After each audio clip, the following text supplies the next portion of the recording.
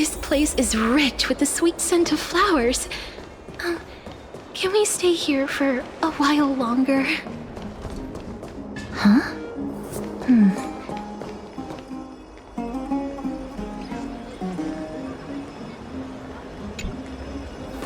This is a trick she...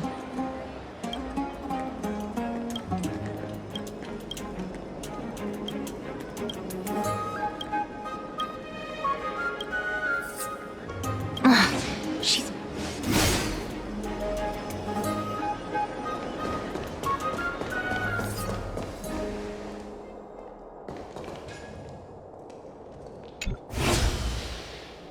This is how it should be. We must pursue her.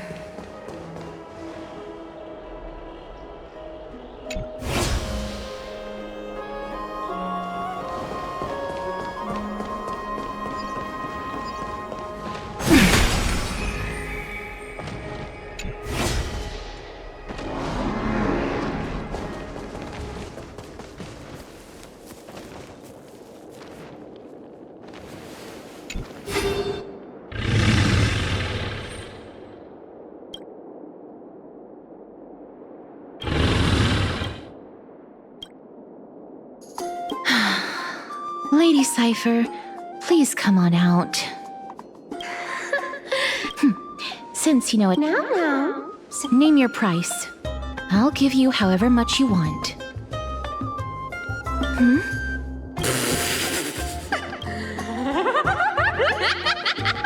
No wonder they call you Princess Homebody. Why don't you two come over to my place? It'll make a better venue for proper business discussions. You can find where I live through the winds I've sown. Right. Piece of cake. I can do that even if I can only sense your soul. All right, I'll see you there. Everyone cool with me collecting a deposit before we reach an agreement, right? Now, come this way.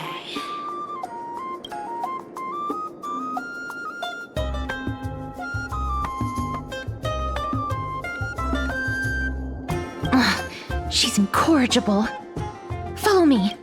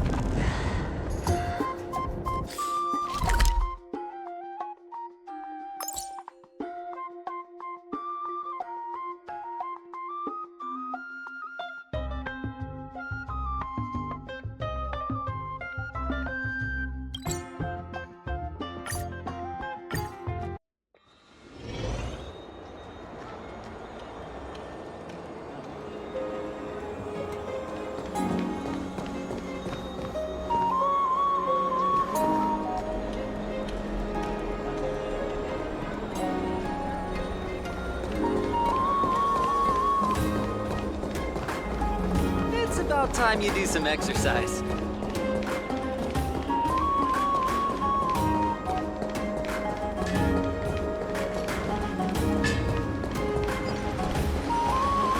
Never save for tomorrow what you can eat today.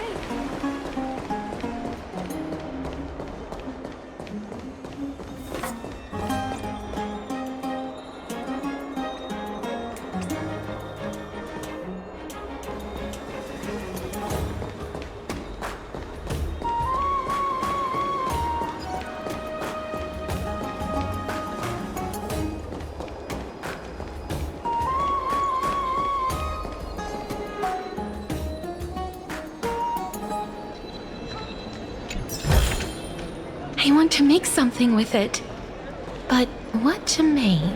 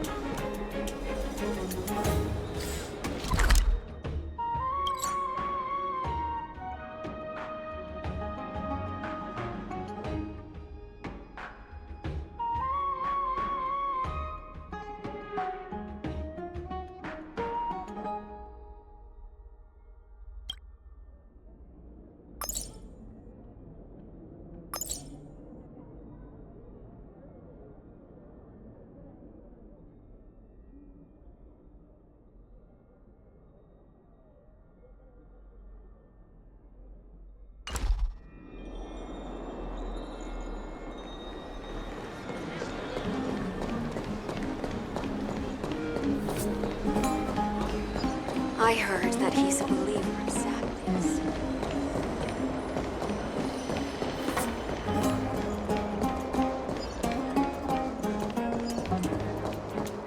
Does it really work?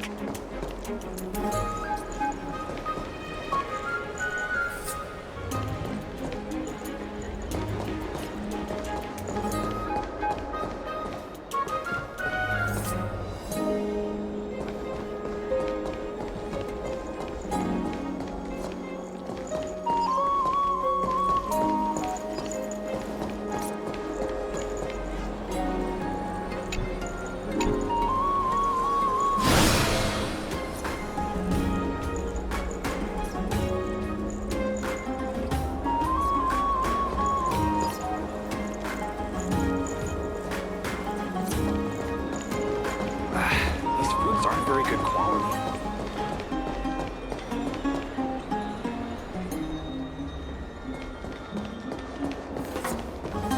It's about time you do some exercise. Never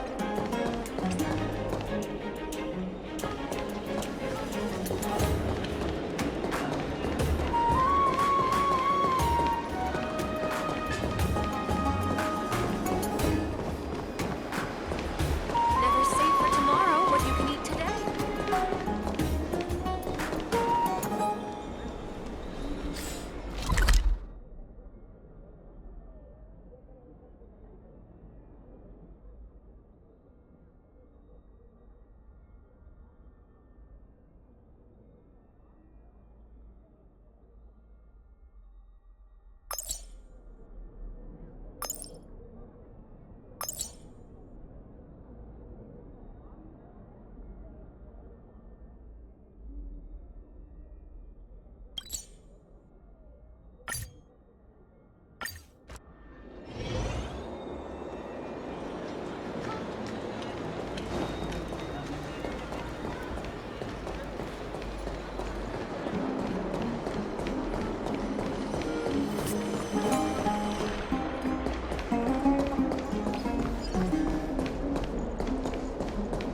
Does it really work?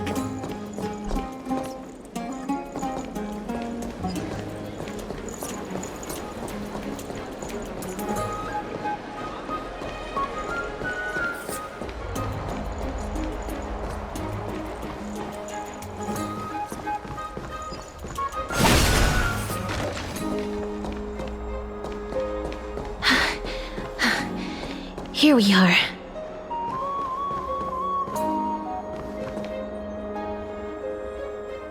Over here! Over here! No, not... Come on. If I really... So relax, you two. No need to get your hackles up. I'm not that scary, am I? Meow. No way. Some people might have been into that a millennium ago, but it's long since gone out of style. Loosen up, buddy. Shall we get down to business? Give me the jewelry piece first, or everything's off the table. Oh, come now. Don't be so upset. Look, isn't the view here just great? You can see what everyone is doing and where they're going, and they won't even know you're here. Now that we've broken the ice, let's get to the point. Everything I've said so far has been a joke. I'm inviting you two here for 3 things. 1. The seamstress found me and wants me to take you to Styxia to look for the Death Titan. 2. The Council of Elders also found me and wants me to make sure the core flame of Thanatos ends up in their hands. And last but not least, I'm telling you that I'm not interested in doing either of those things. Don't go look for the Death Titan. The end.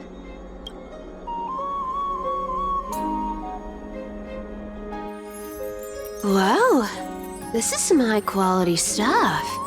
And this room is full of it. How much are these worth, Did you get all this through that Aeronova gimmick? Some of it is family fortune. while the rest came from my business as a dressmaster. Don't liken the flame chase work to your shady dealings. Well, I should have busted down your door instead of going around like a thief. Well, spill. Why are you giving me so much money? Payment for doing work. Your work. Did you forget my stance to all this? I thought I made myself very clear.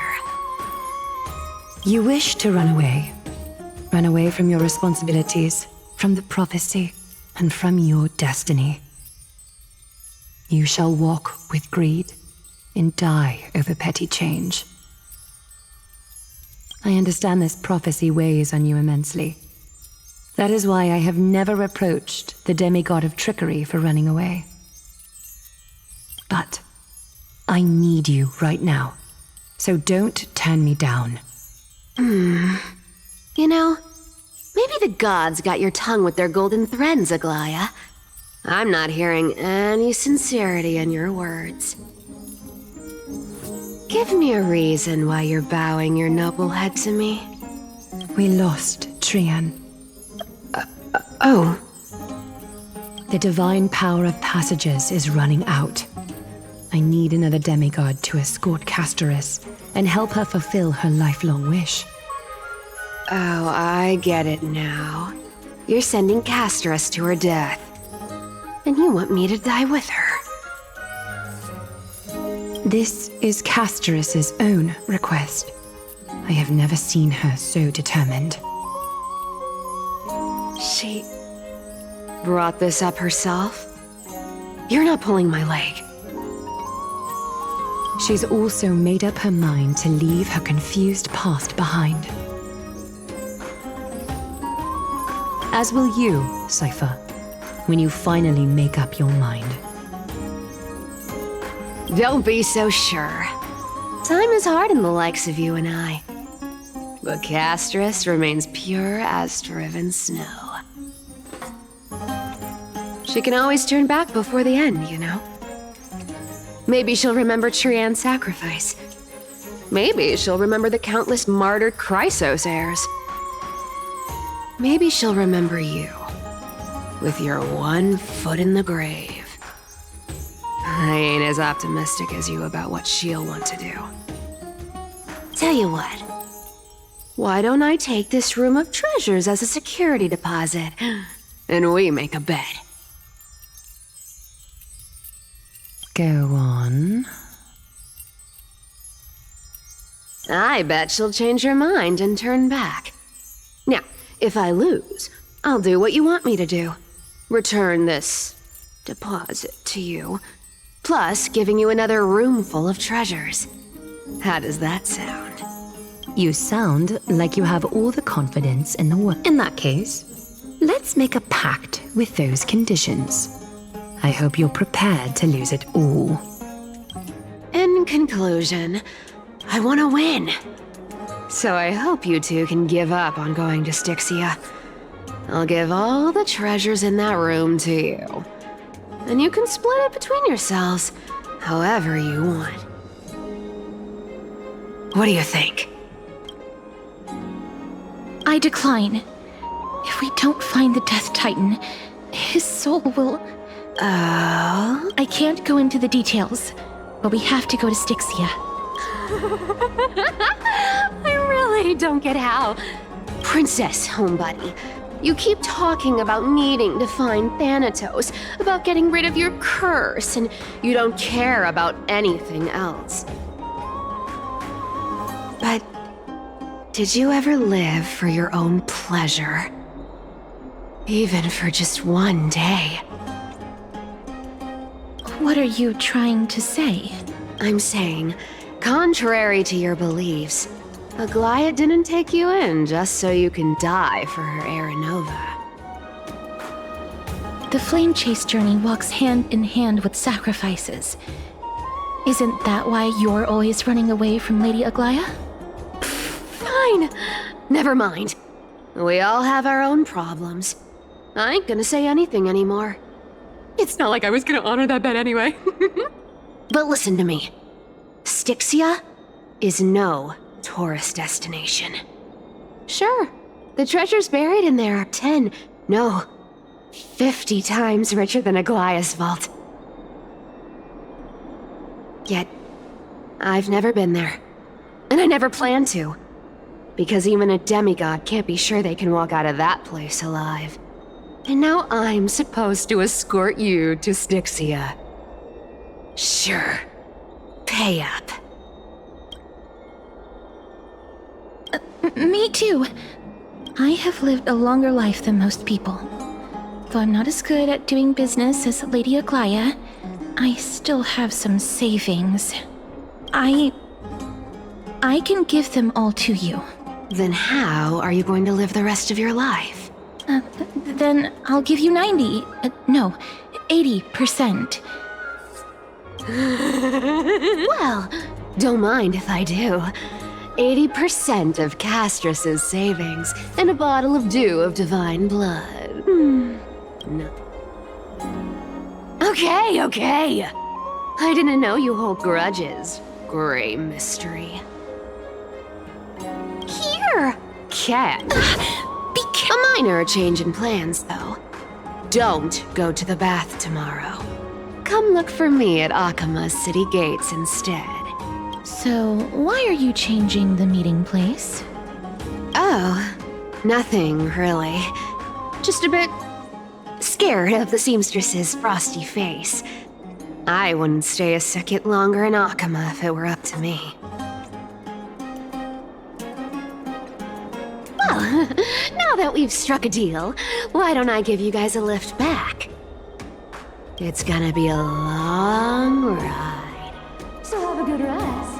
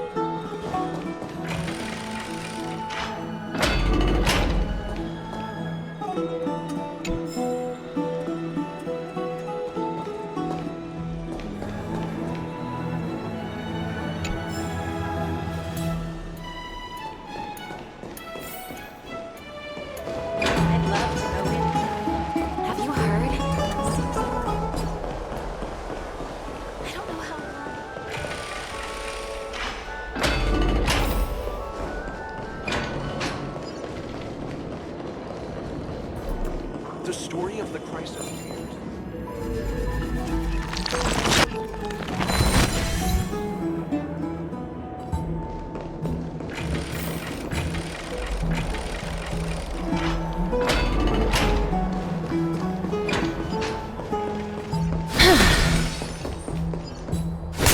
Seem to be more guests in the Grand Baths lately.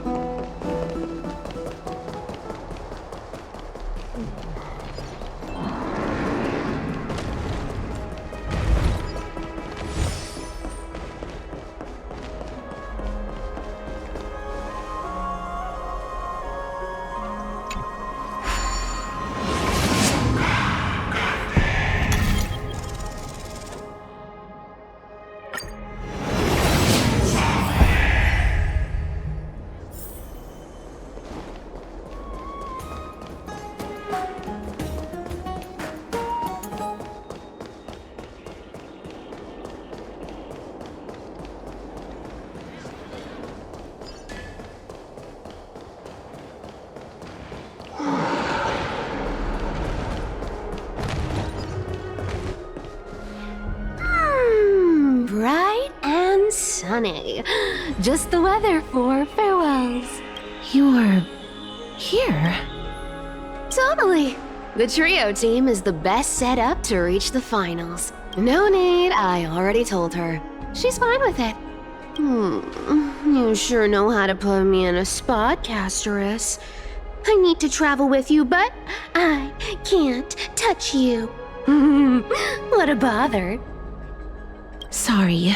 Aw, I was just teasing. Don't take it to heart. Did you know that the legends say you have to put an obol into the mouth of the dead or over their eyes if you want them to successfully cross the River of Souls and enter the Netherrealm? That's the fairy fare for entering the Netherrealm. However, I honestly won't ask you to pay this time. I'll pay. And then we'll just have to go through the motions.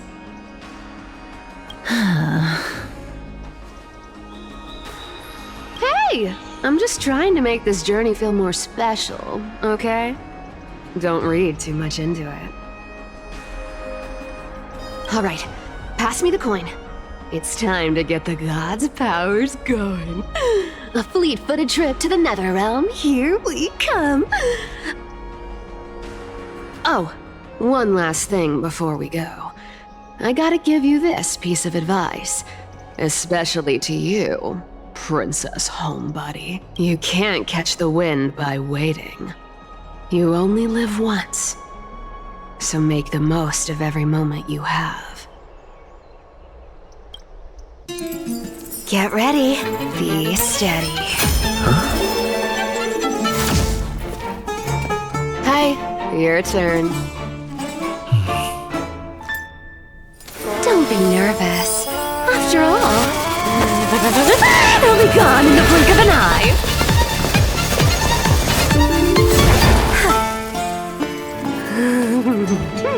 All done.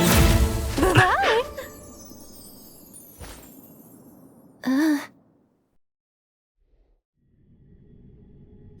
Are you feeling all right?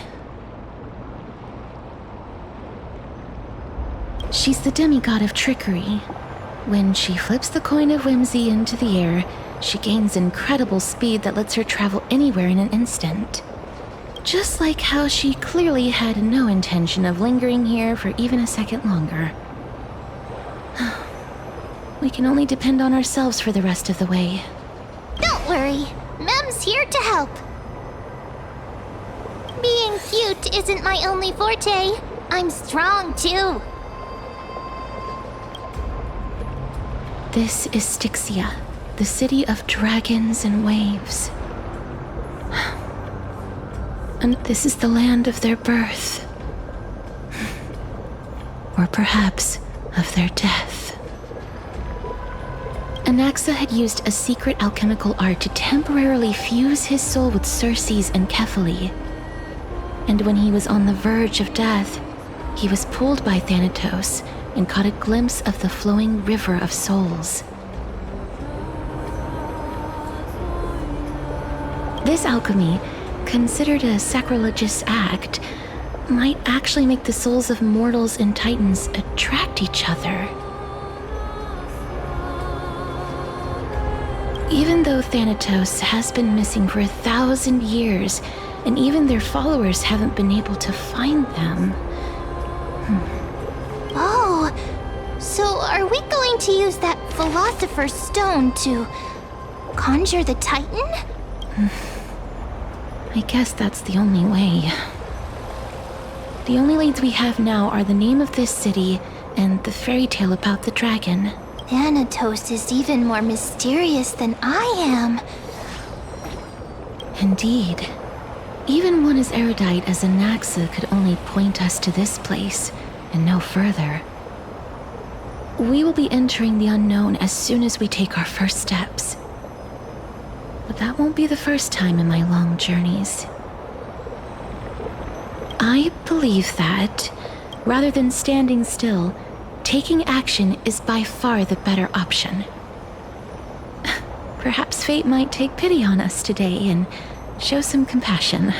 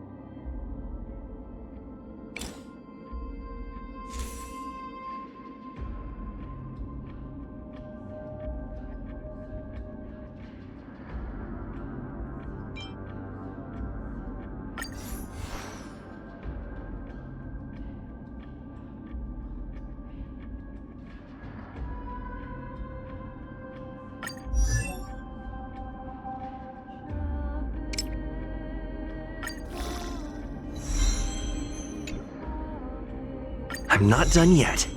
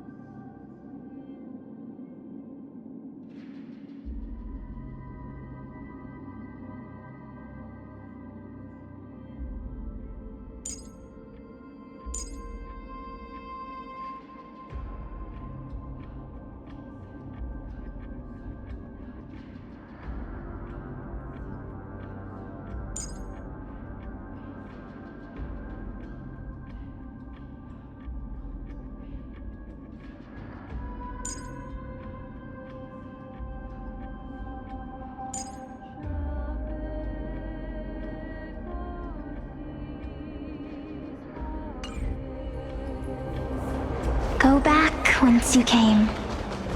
go back. What a beautiful butterfly. Is it talking to us? This is a eulogistic butterfly. They are found in places where many have met their demise. In Idonia, some think of them as manifestations of Thanatos' benevolence. By turning the lingering obsessions of the deceased into these creatures, it is as if the Titan has made life into a specimen. Others think of them as Thanatos' messengers that guide the departed to the nether realm. The second theory sounds more believable. After all, the things they're saying are rather, direct. Perhaps. But the fact that we're able to hear their whispers proves that we're fast approaching the realm of the dead.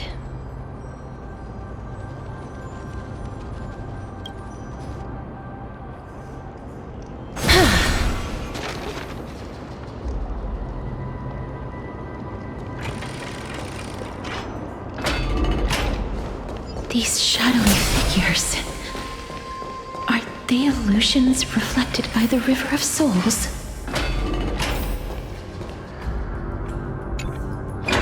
Mommy told us to go ahead first, but she's still not here yet. 1, 2, 3. I don't even know how many days have passed since then. Perhaps Mommy will be back once you finish counting the days on all 10 fingers. 1, 2, 3. It's been much longer than 10 days since we left Mommy. Strange. For reflections in the River of Souls, they seem oddly animated.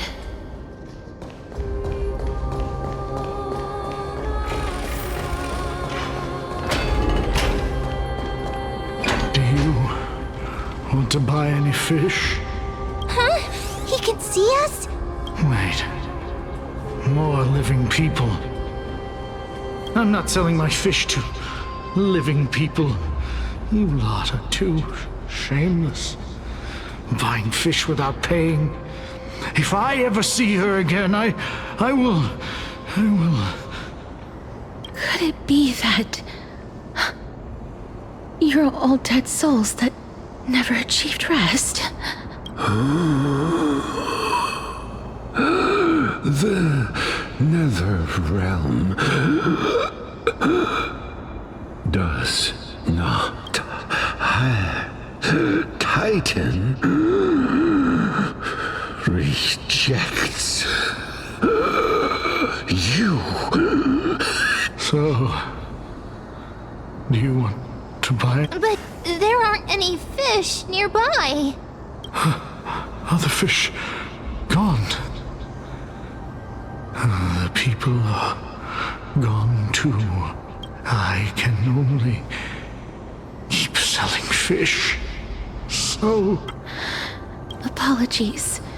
I don't have much in the way of savings, but perhaps there's another way for me to release you from your suffering.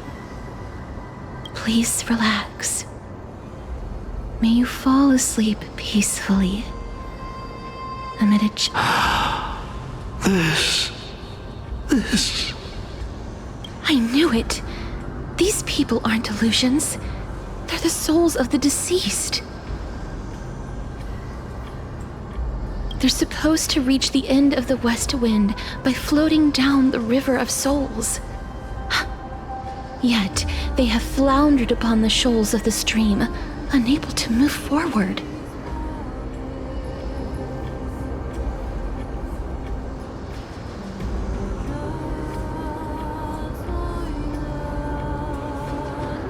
Did Thanatos reject them? Or perhaps they didn't really die at all? I have no idea.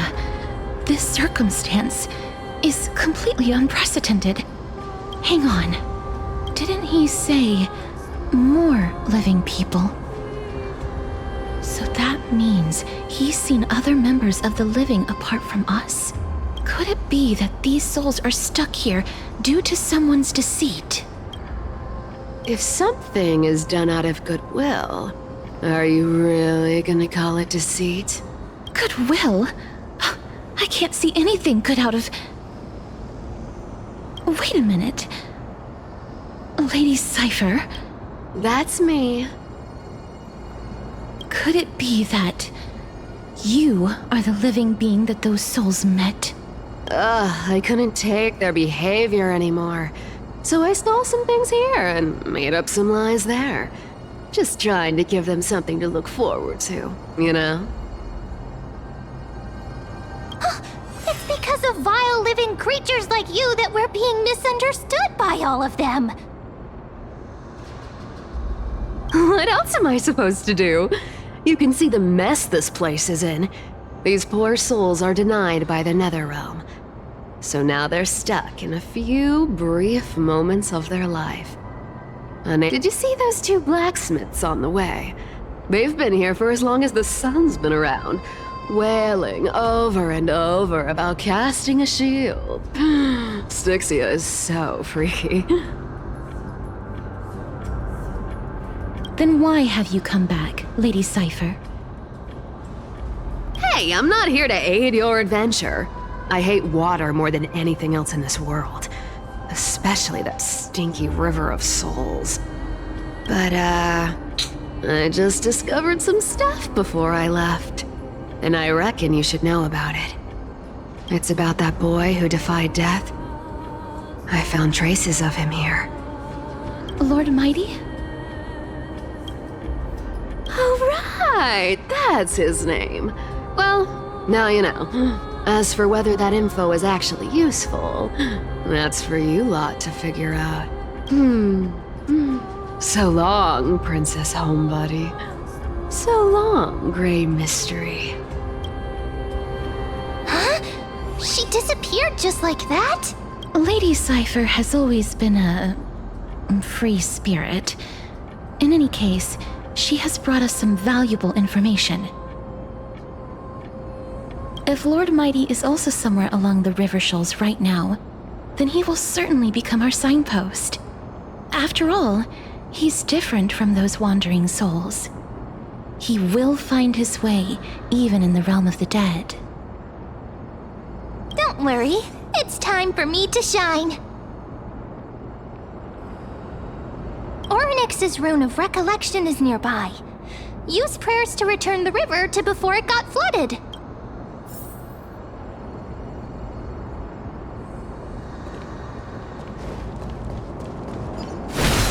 Hey, over here!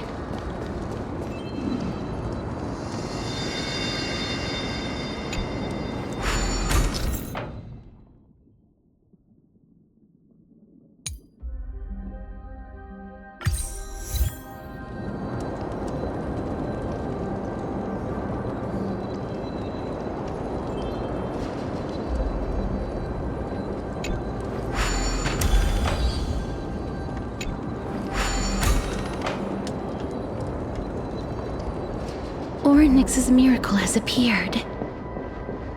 Amazing! It's like we're inside a giant bubble. Even the river got parted.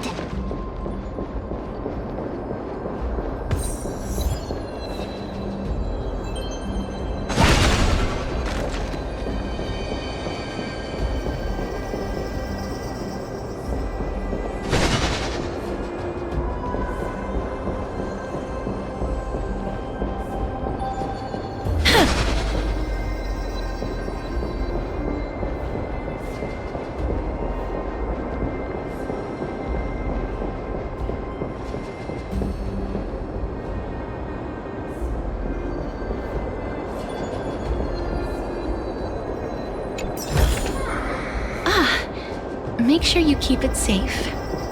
Huh. So this path actually didn't exist back then? There are wandering souls of the deceased here as well. We must first return to the present before we can communicate with them.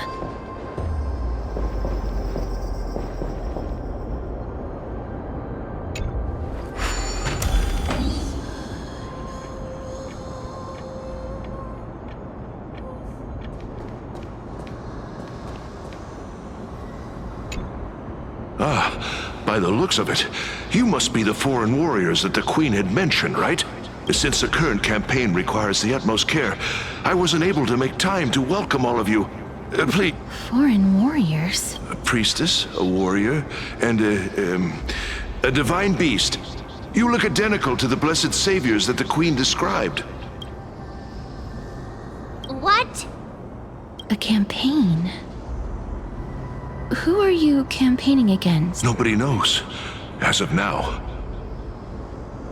Of the scouts that went ahead, only one has managed to return. He says that the land ahead is a forbidden land that should not be approached, as it is the doorway between the netherworld and the mortal realm. As for the rest of the scouts, they've completely lost their souls and are decaying by the day. While there is still dissension within the city, the scholars agree that this calamity was so unprecedented that it needed to be given a new designation. An unprecedented calamity. It seems that you have indeed heard about this. Well, death is just one of the possibilities. It's too early to come to a definitive conclusion. A world that has never seen death. Looks like these people lived in the era Chrysia before the Calamity Titans descended upon the land. May I ask, where is the scout who managed to come back? So he returned to Styxia. He only had enough left in him to last no more than half a day. However, it was his intel that convinced us to rally together. He said that he witnessed the demonic specter of an evil dragon at that treacherous land. The apparition opened its giant maw and devoured everything in sight, and thus brought Styxia that thing called death. Styxia. An evil dragon that brings death. It all sounds rather familiar. Wait, wasn't this part of that fable? Sir, could I ask how the Queen and Princess are doing? The Queen?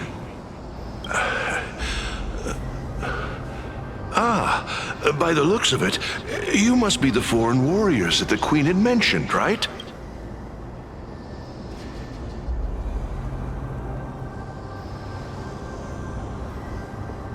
Oh, it's the same lines.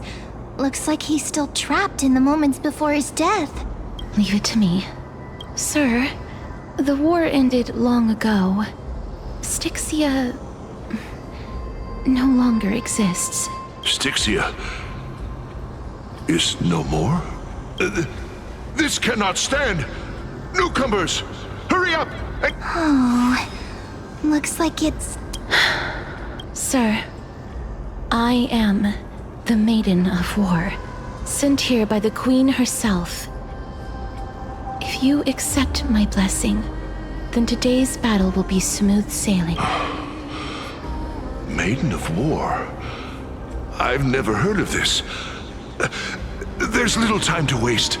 Please don't take too long. Don't worry.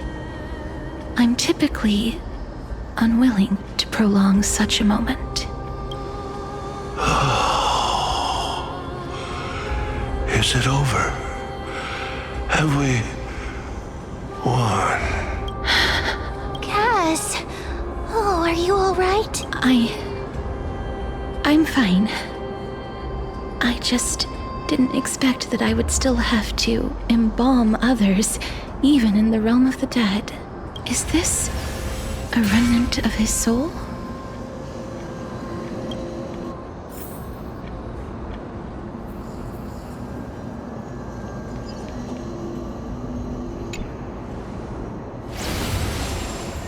Well then, why should I place my trust in you, holy maiden from afar?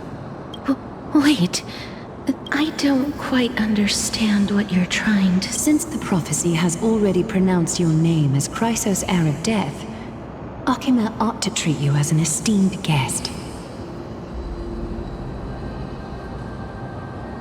However, you seem to have no intentions of concealing your involvement with the Council of Elders. while most likely being aware of my issues against them. I cannot deny your claim. It was the council that offered this room to me, and they had only one request. I was agreeable to that request. But why?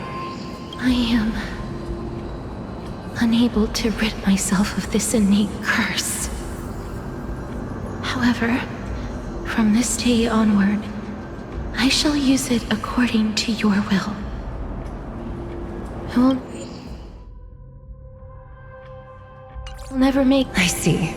So that is how they plan to control the Flame Chase journey. They have shifted the heavy responsibility of granting death over to me. If I ever become obsessed with executing people, they will then have ample reason to terminate the Chrysos Heir's journey. And yet, you seem to... No, that's because the fate that we were born with is a burden far heavier than that of an individual's life. I've woven many unforeseen events into the tapestry of fate. This is but one instance.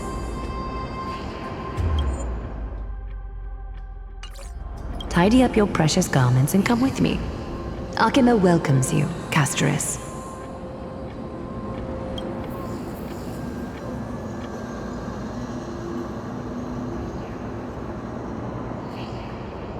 I didn't think we'd find vestiges of memory here. Maybe they've got something to do with Orynyx's rune? Perhaps, but I do not need a reminder from them. This memory is one that I will never forget.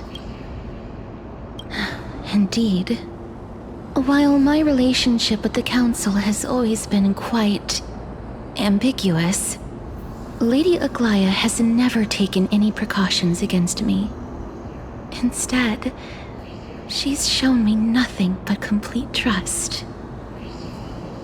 I really want to repay her for that trust, but why would this memory appear right now? Is this really Orynyx's power?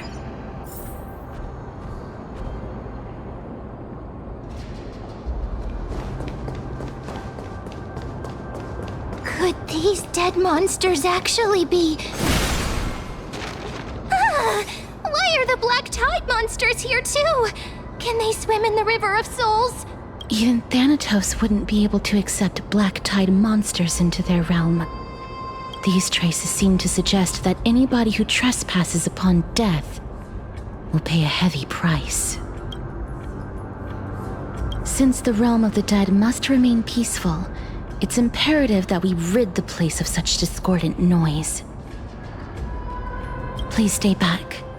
Let me deal with these enemies. Please cherish this time. Wilt here. Try harder. Never hurt. Bloom. The dead return!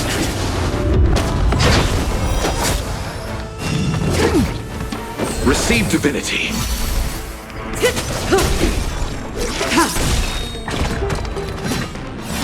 Never hurt.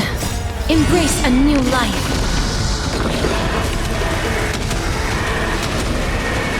May death protect us! As you wish. Relax.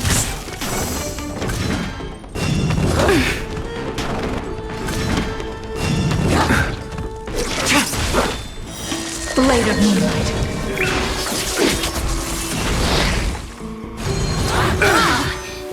Time to say bye.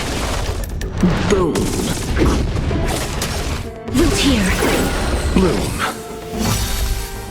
The dead return!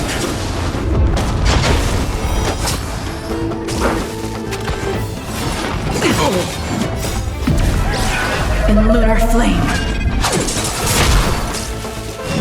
Try harder. Receive divinity. Embrace a new life.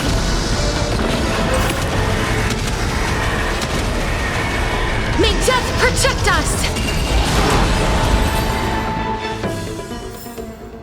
May wandering souls find their own way out. The path ahead is blocked by the River of Souls again.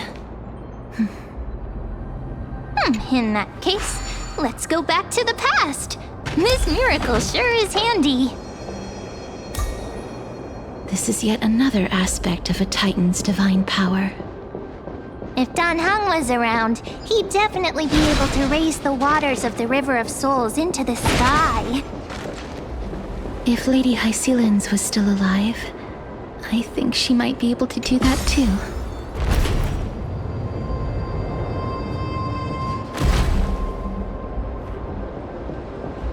We can't get through here. Let us return to the present.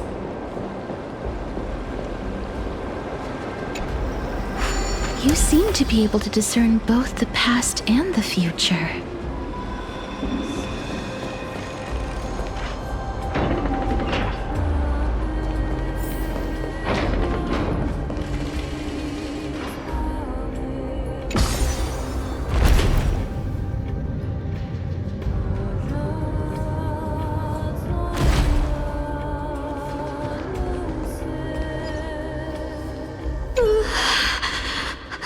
Why isn't there a god yelling in the distance?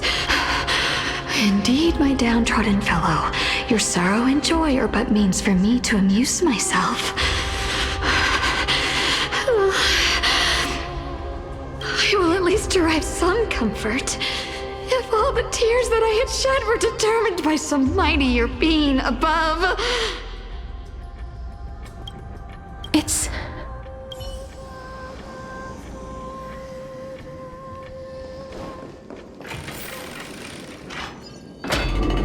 Oh, this place. Must have been a beautiful courtyard in the past.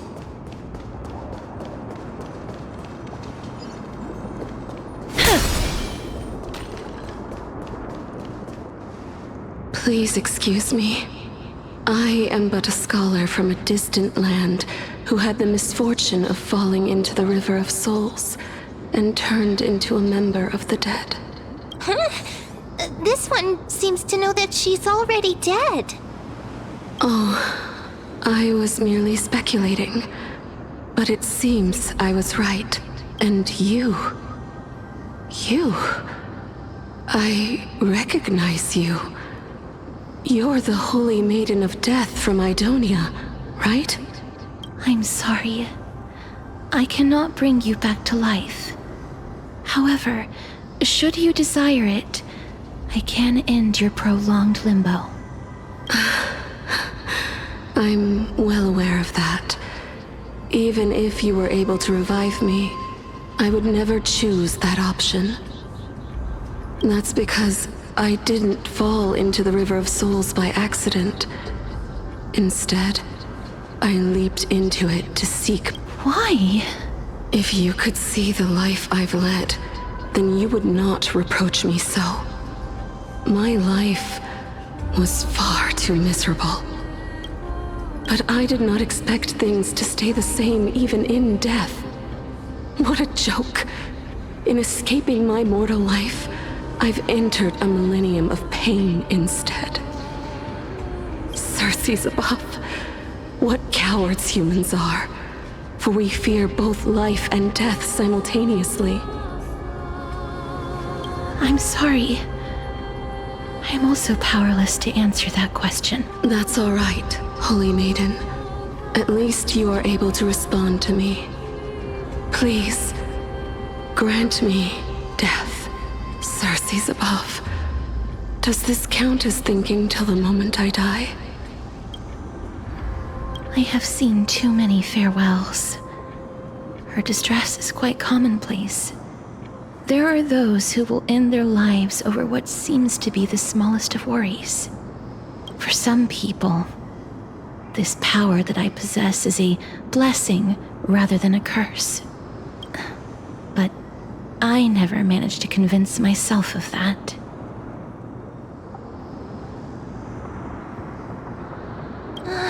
Cass, are you still trying to create a world without death? Yes, because when placed under time's vast scales, there is no worry in this world that cannot be solved. This is a wish that I've held for almost a millennium. My mind might have changed once upon a time if people managed to strike up a friendship with me, but I've never been more firm in my conviction. Now that I've learned about your near-death state, it is my duty to wipe death from the face of this world.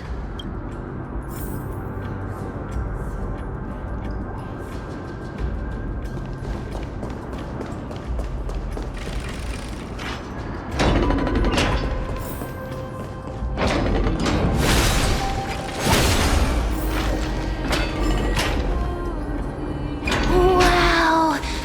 This place is so spacious. Is this the kingdom's vault? That's fine and all, but we need to lay down some rules. We're not gonna return to the past to steal things. Do we need to enter that doorway to climb even higher? There seems to be a person. Oh, more like a soul guarding it. But how should we get up there?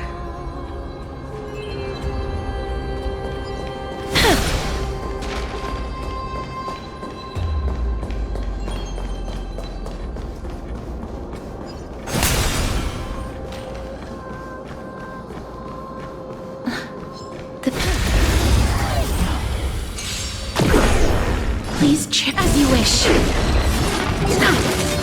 Bloom. Nothing. Receive divinity. Repay. The dead return!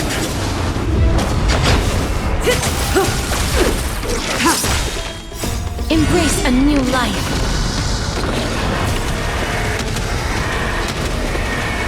May death protect us! Root here.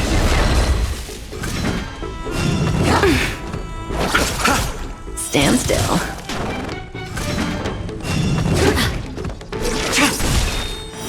Blade of moonlight.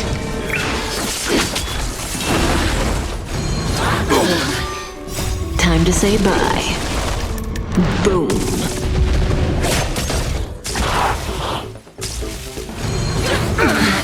As you wish. Embrace a new life.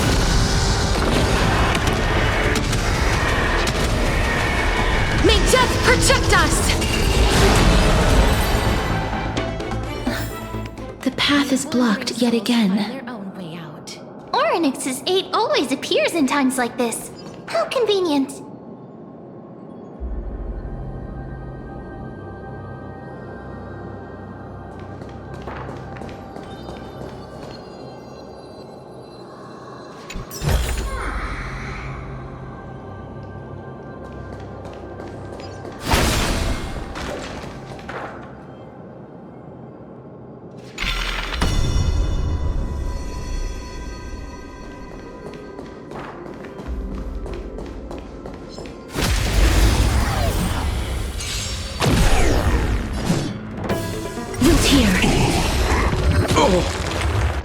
Bloom.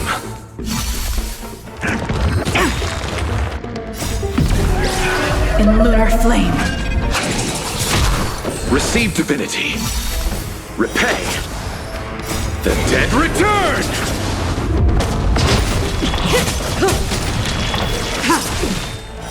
Blade of moonlight. Embrace a new life.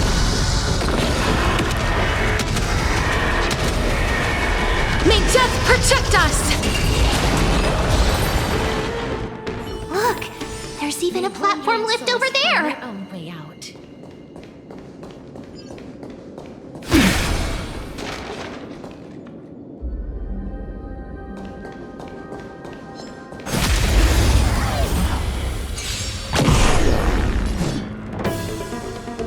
As you wish.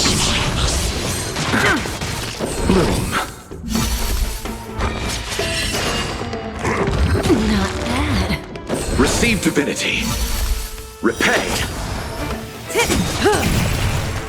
Time to say bye. Boom.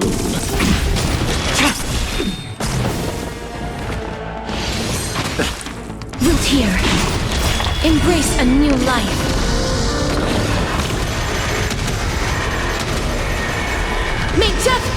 chaos!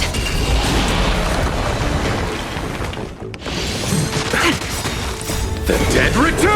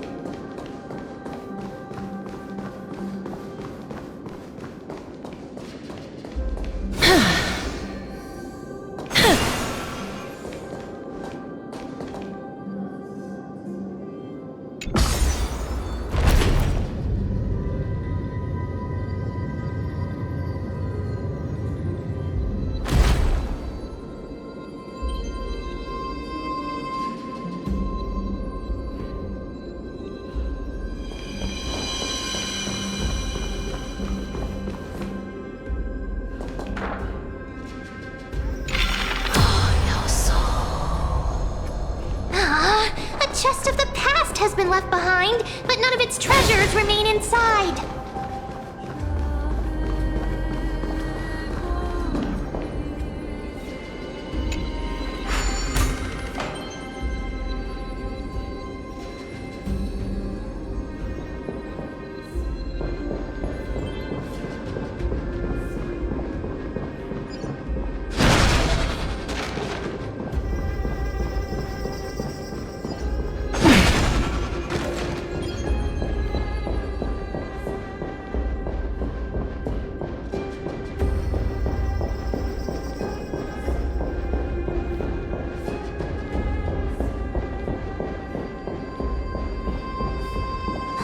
Wait, what if the miracle suddenly loses its effect?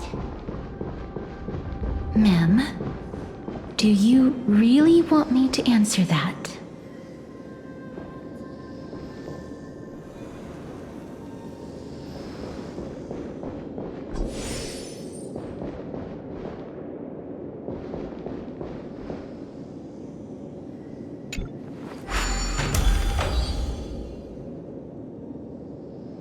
Stay back! Don't come any closer! Don't come near me! Huh? Why does he look so panicked? Did the black tide monsters frighten him? Or is he actually scared of his own extraordinary power? There's no need to be alarmed. We're just passing by the area. See? None of us look threatening. You have a point. While this might once have been the royal vault, it's since been plundered empty. So please go away right this instant. You've misunderstood us. We simply heard your shouts as we were passing by, then decided to come over to find out what happened. My goodness. Did I really yell out loud? How rude of me. I'm sorry to have bothered you. I merely saw a warrior. While that spirit didn't harm me, his blows really packed a hefty... A warrior? Wait a minute. You seem to be quite different from him. Are you actually alive? How can you walk around here while alive? It's a long story. We're here to seek an audience with Thanatos. Thanatos? Who's that? Is it possible that he's also living in the era before death descended? Death? Could it be that you are here to defeat the evil dragon Pollux? Pollux?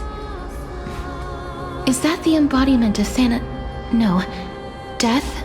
According to the warriors under the Centurion's command, that evil dragon has been dead for quite a while. The curse that condemns people to death didn't originate from it. But they saw a girl within the dragon's embrace, and she is the true Reaper. Pray tell, where is that girl right now? I've heard that the Queen spared no effort in bringing her back to the castle. Her Majesty intends to control all of Amphorius with this unprecedented power. As for whether this rumor is true, well, no one knows. You have my thanks for the invaluable insight that you've given us. Please, treat this touch as a token of my gratitude.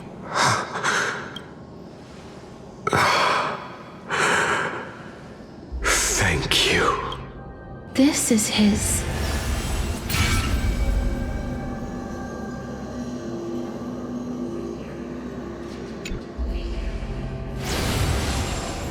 Then you granted him death? That isn't like you. You would have refused even if I commanded you to do so. I don't know. I did it out of sympathy, believing that I wouldn't be racked with agony, but... I am still in a state of turmoil. Sympathy? Sympathy for that youth who triumphed in every battle? That young man was favored by Talantin, who taught him a move that will defeat any mortal enemy with a single blow and emerge victorious every time. He could rely on that move to always achieve victory during Era Chrysia. However, now that death has descended upon the mortal realm, that divine swordplay also means he can send others to death at will. You feel that he's similar to you? Yes. Since he can never be inferior to others in martial combat, death would be the inevitable outcome every time he strikes. That's why he approached me and pleaded. Pleaded for me to put an end to all of this.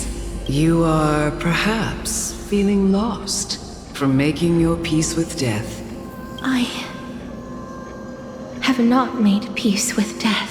I've seen the people of Idonia stand tall and proud in the face of death. Even before the fated finale arrived, they were already content with the lives that they'd lived. They had such proud expressions. Expressions that made me believe death would be an insult to these mortals if the concept is truly a power that a god had carelessly cast down upon the world. Perhaps death's authority was never meant to exist in this world. Just like how I shouldn't exist. I won't refute your beliefs for now.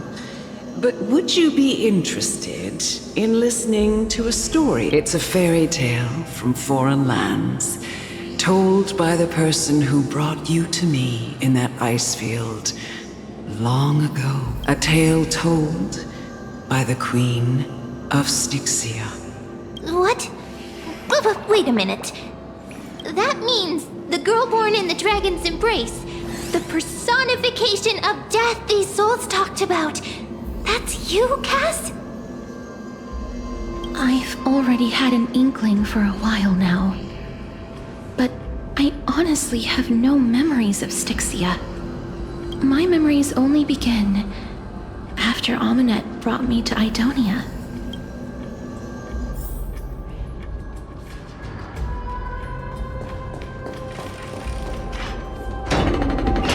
Don't look back. Keep moving forward. Always. It's yet another eulogistic.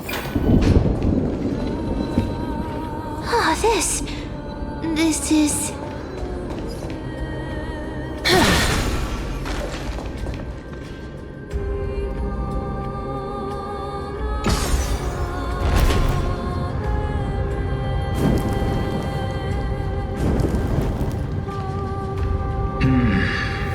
Living ones?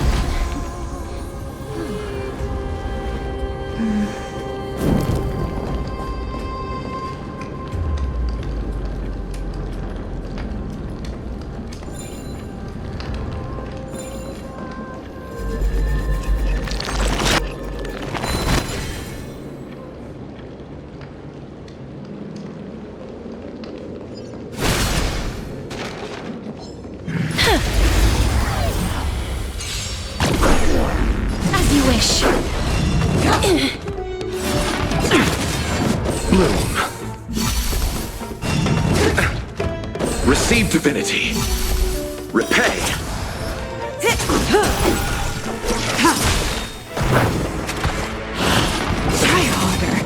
The dead return! Embrace a new life. In lunar flame. Blade of moonlight.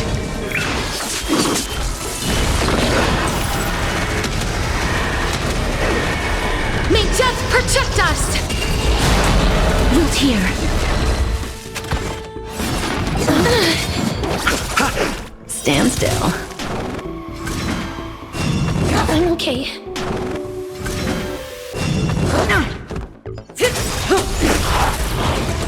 Time to say bye. Boom. I underestimated you. As you wish. Embrace a new life.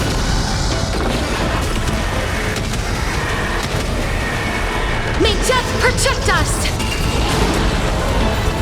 Wilt here.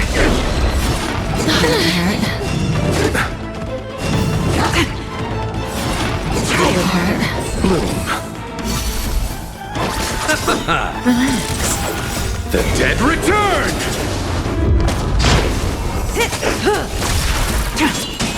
Stand still. As you wish. Time to say bye. Boom.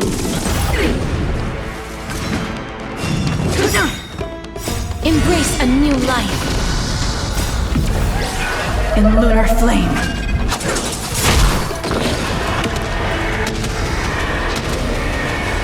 May death protect us!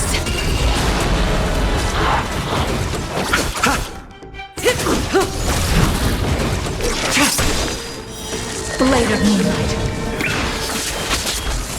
Wilt here.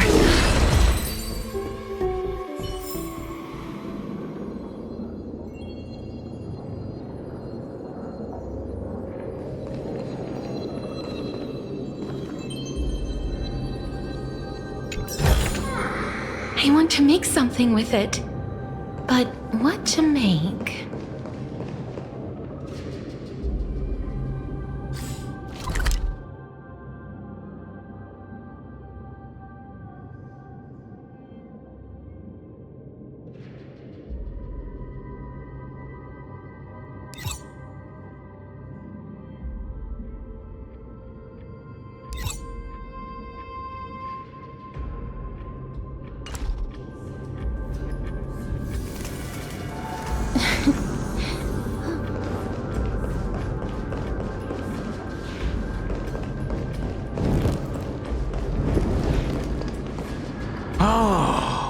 Could you be the scions of Styxia? Did you hear about the great work that I'm doing here? And have thus arrived to give me the last material that I need for transmutation? Great work? Have you heard of the great name of Pollux? You have? Then that's good. During the Age of Myth, a time likely before your birth, I was the unsurpassed zenith of alchemy that none could reach. On the shoals of the River of Souls, I shall make Pollux soar again and bring death back to the world. But didn't that dragon already bring death to the world? Oh, looks like you don't know the whole picture.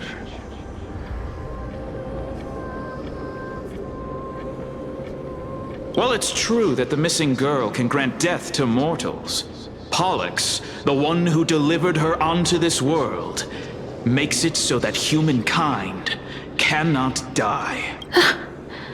So, it's just as I feared.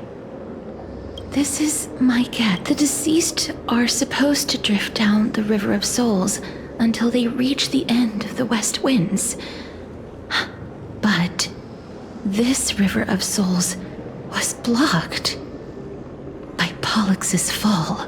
That's right. That's why it's imperative that I bring the dragon back to the mortal realm and make it soar the skies again. I have long since prepared my alchemical matrix in the tower, although I am still missing the most crucial material of all.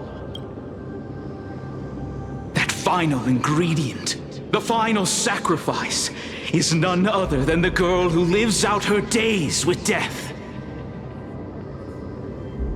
Huh? What's going on? You didn't touch him, did you? I know that I am no longer capable of carrying out that task. Take this, all of you, and please fulfill that great undertaking on my behalf. This... We had been inebriated in Fagusa's feast for too long before we began to seek divine bestowed death, so that we could be freed from the whims of fate. However, that brought doom upon us. Instead of summoning a supreme god, we encountered a monster that cut off the River of Souls. That detestable dragon Pollux denied all the dead from the gates of the Nether Realm. Unable to rest in peace, these departed spirits engulfed Styxia like a roaring tide. As a result, my city and its people no longer exist. That child is the only person whom I managed to save. Born within the evil dragon's abdomen, she has possessed the talent of death since her birth. She must have been granted to us by the gods as a chance for us to atone for our sins. Please, you must nurture her to adulthood and prevent her from experiencing all of the suffering that we went through. I promise that I will care for her as a mother, that I will protect her from the evils of death. By Fagusa above, thank you for your kindness as her mother. Please bless this child with a name before I am swept away by the River of Souls. Please, let me know how I should address her in my next life. Oh. Like how a transient raven butterfly, a fleeting papilio castor, perches on the twig of death. Castorus. That shall be her. That's where my name comes from? The sound's back. What is making that ruckus? Living ones, don't waste your time bickering. The Netherrealm's wrath is falling upon you. Black Tide Creations. Witmister, please fight them. Be careful not to suffer the same fate. Everyone, hide behind me!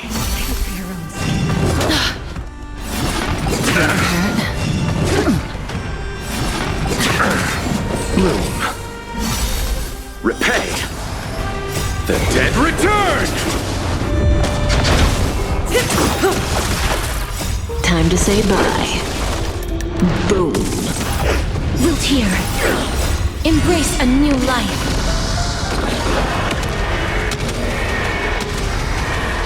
May death protect us!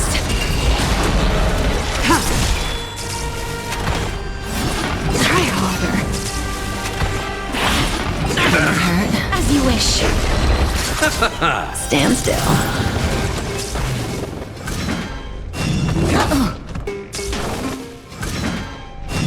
I'm okay. Blade of Moonlight.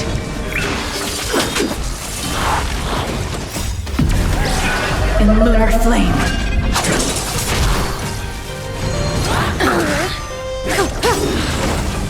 Embrace a new life.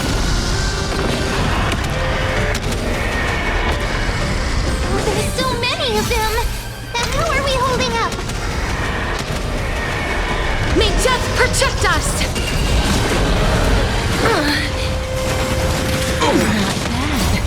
to say bye. Boom. Wilt here. Relax. The dead return!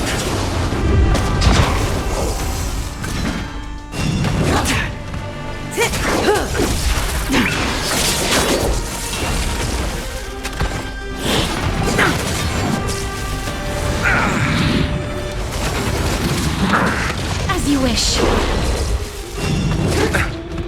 Bloom. Embrace a new life.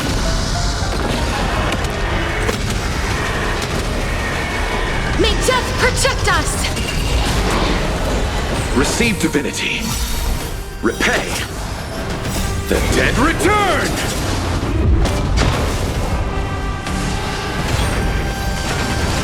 It hurts a bit. In lunar flame. Wilt here. Underestimating. Bloom. As you wish. Embrace a new life.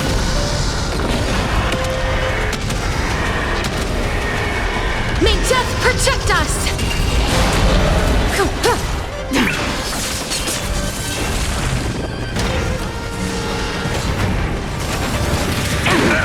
Wilt here. Receive divinity. The dead return! Time to say bye. Boom.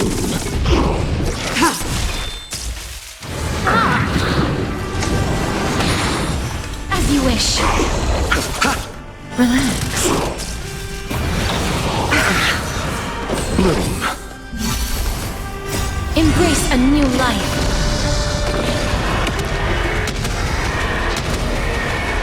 May death protect us! Here. For the feast of strife.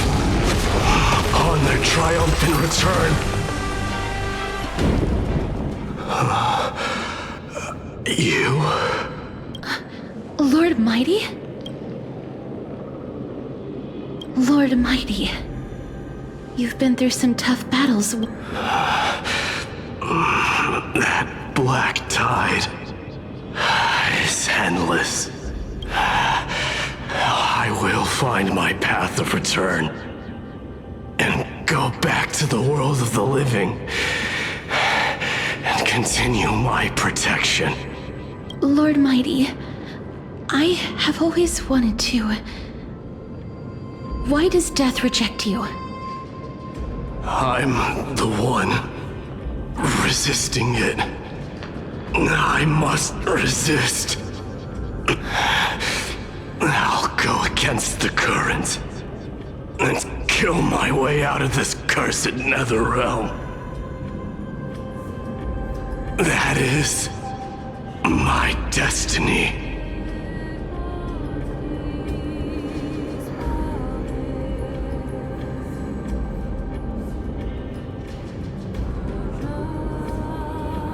Seems like he's completely focused on resisting the temptation of the dead's whispers.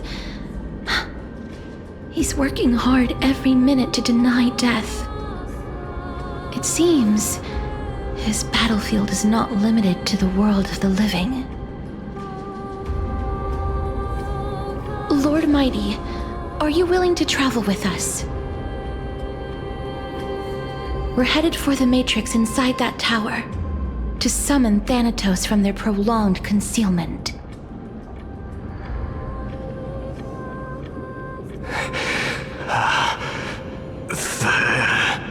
Thanatos challenge. That's right. If we can work together and defeat them, you won't have to be troubled by the curse of immortality any Let the person who has brushed against death countless times guide your way. Cass, are you sure you want to do this? The alchemist said he wanted you to be a sacrifice. I'm not afraid. There's no reason for us to turn back anymore. Rather than standing still, taking action is by far the better option.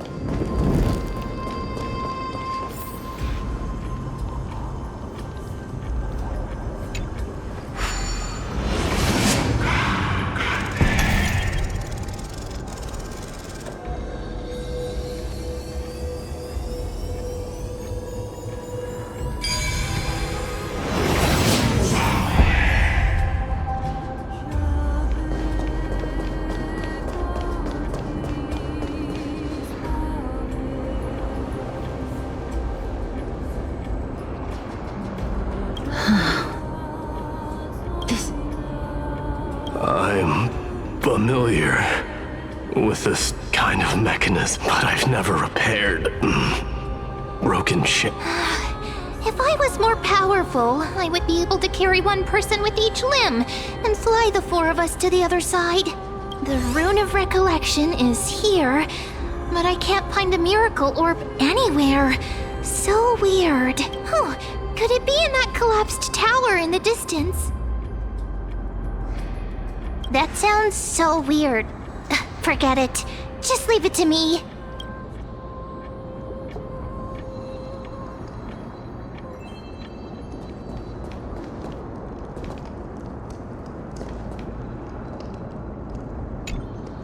Just shout for me when you need my help. Got it. Just leave it to me.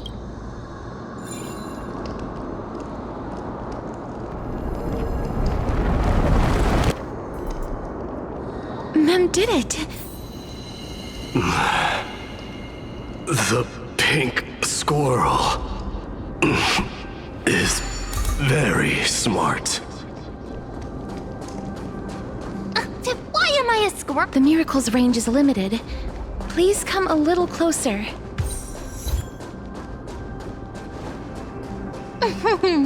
Aren't I a good fit for Orynyx's priest?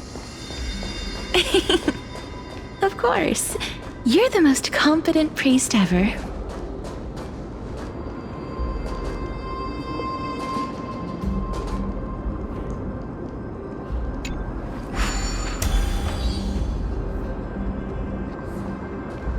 The alchemical matrix should be behind this door. Is... Wow, there are so many of you! It's little Cass and little Gray. Oh, there's also little D and the pink puppy! Trian? Aren't you... This is the first time I've encountered a deceased friend while going up. It really... Just like the other departed spirits we've encountered along the way, I'm also unable to sense the aura of the living on Lady Trian. Yup, you're right. Trian already knows that she'll not be able to return to everyone's side. But Trian believed that little Cass would eventually return to the Netherrealm. So, Trian has been standing here, at this spot closest to the world of the living, and waiting for little Cass. Oh... It must have been very tough for you. But according to what Trian said, we're almost at the entrance of the Netherrealm. Trian promised Trevi and Trinan that when little Cass got here, Trian would get the gift ready and be the first person to run over and welcome you. So, little Cass, don't cry. Please, accept this. We finally finished it. This is what Lady Trebi once mentioned. The gift for me that you didn't manage to finish. The Holy Maiden of Janus. Even when separated by life and death. Trian spent a lot of time drawing this. Trian hopes that little Cass likes it. Seriously? It's seriously wonderful drawing. This is... Little Cass, we don't know what your journey was like before. Treeby has always said that it must have been a very harsh and frightening journey. But little Cass no longer has anything to fear now, because everyone is here with you in this flame-chased journey! Only now, when I see Lady Trian's gift, do I realize that I've already obtained so many things I would never have dared to dream of since I embarked on the flame chase journey. It's the first time I've gained so many companions. The first time I picked up the hobbies of crafting and photography. The first time I had dinner with someone else. The first time I went to the market to buy the Chimera doll I'd liked for a very long time and hugged it to sleep. The first time I wore a dress personally made by Lady Aklaya. The first time I went for a walk with Lady Treeby, Lady Trian, and Lady Trinan. The first time I enjoyed the night breeze and looked up at the stars with Miss Hyacin. The first time I took care of Dromasis with the Trailblazer. Looking back at all these experiences I never thought were possible, it feels as though the scales of my life had shrunk from centuries and decades down to minutes and seconds. And all of them are so precious. I took countless photos in the past, but they're all black and white landscapes. I don't have a single one with friends. If I had known, I would have taken more pictures.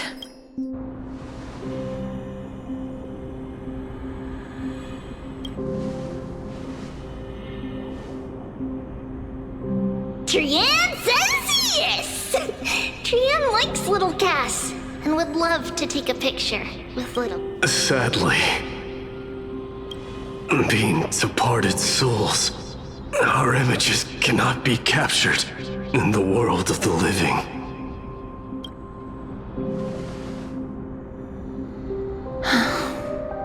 I thought so too.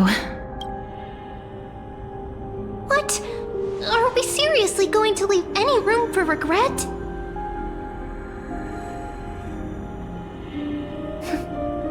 There won't be any regrets. This vivid drawing surpasses any photograph from the world of the living. Little Cass smiled. Treeby, Trinan, and Trian's wishes finally come true! I remember you once said that fate is not the flowers that bloom at the end of the road, but where people tread beyond the gate. Now, the path that belongs to me is about to reach the end. Thank you for bringing me the final key. Key?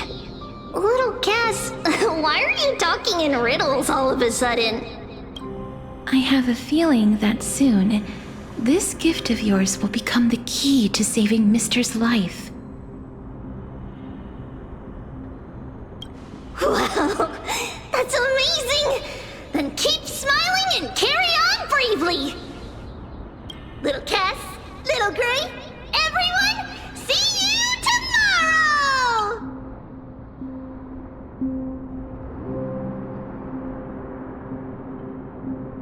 Lady Trian. The aura of this place. We have indeed reached the end of the stream of souls.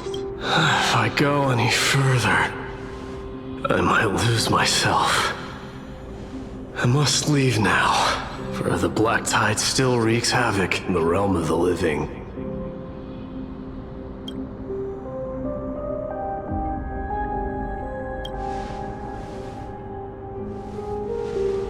I have broken free from the chains of death countless times.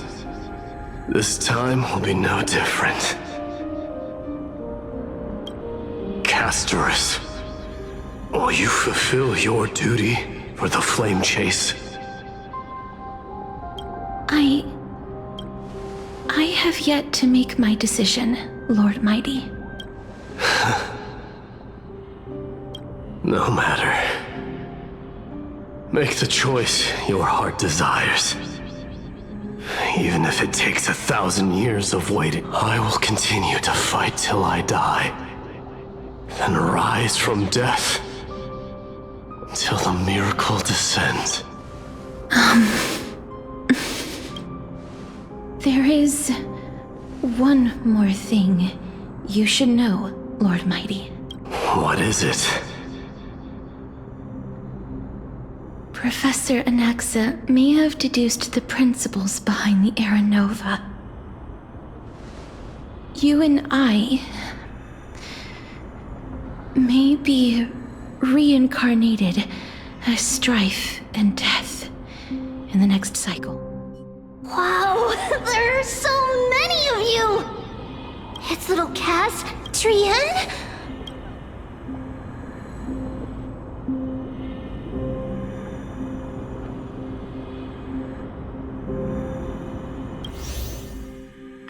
We finally finished it!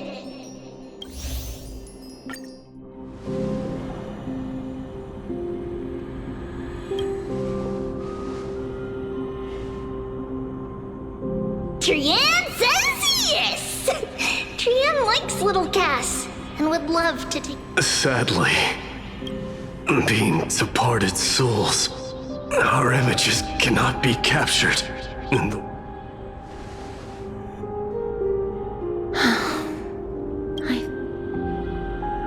What? Are we seriously going to leave any room for regret?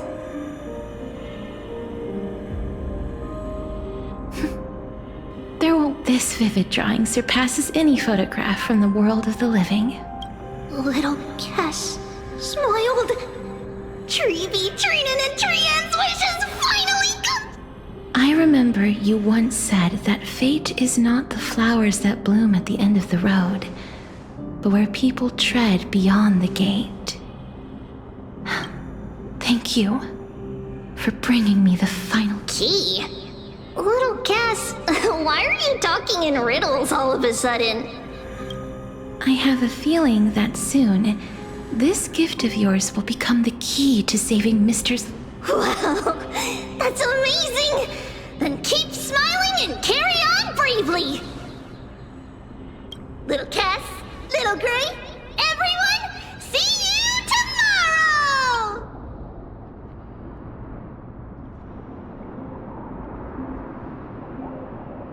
Lady Trian. The aura of this place. If I go any further, I might lose myself. I must leave now, for the black tide still wreaks havoc in the realm.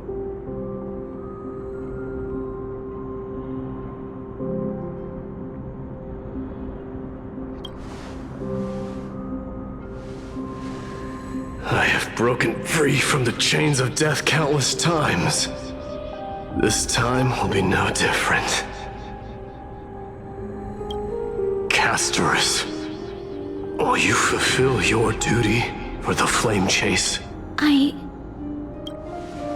have yet to make my decision, Lord Mike. No matter. Make the choice your heart desires. I will continue to fight till I die. Then rise from death. There is one more thing you should... What is it? Professor Anaxa may have deduced the principles behind the Era Nova. You and I see.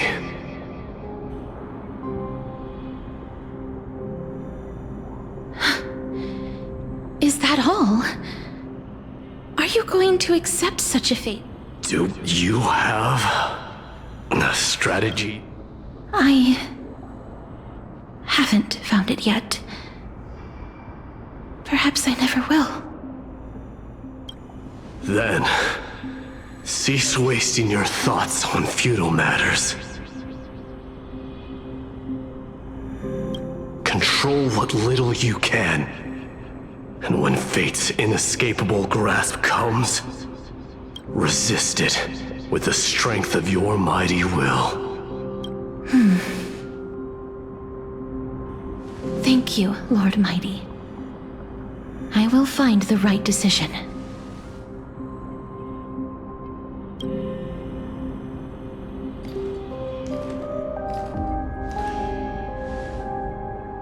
In the name of strife, may you meet a fitting end. This must be the alchemical matrix the spirit mentioned. Let's see. We need to insert Aquila's sky, Georios' earth, Kephali's fire, Fagusa's ocean, and Nestia's love. It seems our sweet Princess Homebody has made up her mind. In that case, seamstress, I suppose I no longer need to deliver your message. My time is rather precious after all. Whether you wish to break free from death or not, please, follow your heart. By the promise you once made, I ask that you fulfill your duty one final time. Castorus, please, live as a human, and die as one. According to that alchemist, the final piece is supposed to be me. However, he is not privy to the past, and therefore cannot see the full picture. The past? I saw the twins of death in Kephali's memory, and now I am certain that I was one of them. The trial of the Hand of Shadow demanded taking the life of your family. I died during that trial, falling before the gate to the new world. And my sister, whom I never met, became the Titan Thanatos of this cycle. She was consumed with regret over my death, so she used the Titan's authority to reforge my soul. Yet, it also means she has never revealed herself to anyone, hidden away from the entire world. That's because the Titan she became already fell at the start of everything. They died for me, and now lie in slumber in the River of Souls. You mean Pollux? That's right. The River of Souls is no material river. It cannot be blocked by ordinary means. Only a divine corpse can prevent the dead from reaching the next world. And that's why we have to awaken Pollux from death before we can retrieve the core flame of death. We have to reforge its body with the power of alchemy. But Cass, if that alchemist speaks the truth, does that mean you're also part of the dragon body? According to those departed spirits, I was indeed born as the dragon's twin. But before we talk about that, have you heard the sighs? I heard them too. So what are those? I think it's probably the sign of Pollux's wish being fulfilled. They must have realized how heavy a price they'd need to pay when they used their divine authority to resurrect a dead woman. That's why they exerted every ounce of their strength to send me to Styxia, a city that called for death. They never saw their wish fulfilled and fell so prematurely, all because they wanted to give me a new life. But that wish is the reason Pollux's soul still lingers in the mortal realm even after their fall, quietly watching and documenting every detail of their sister's life. So instead of picking up objects on the way here, we were instead showing things to a strand of yearning that lingers here. Now, we must weave these yearnings together and restore them into Pollux's complete soul. But all of this is just a hypothesis, right? What if we go through with the ritual and it turns out totally different? That's fine. As Professor Anaxa often reminds us, such is the nature of alchemy. The true outcome can only be known once the process is complete. This is why alchemy is also known as the miracle of creation. Now, the puzzle of Pollux's yearnings is nearly complete, with only one final piece remaining. I shall reveal what they have been yearning to know in the alchemical matrix. I will show them my whole life since I left Styxia. Lady Trianne has already drawn a picture of my entire life.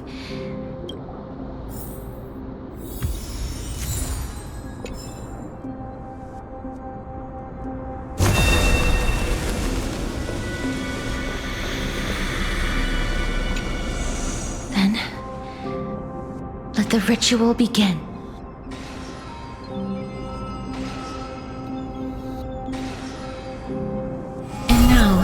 The objective is complete. That is all. Such is what Professor Anaxa always says after preparing for an alchemical ritual. And now, Pollux, I shall lift you from the river of souls and reforge your soul. Perhaps you will be disturbed by this, and your body may become horrifying to behold. But if even the slightest trace of your soul remains, the soul that once ferried me to this side of the shore, then please, look at me. I wish to thank you in person.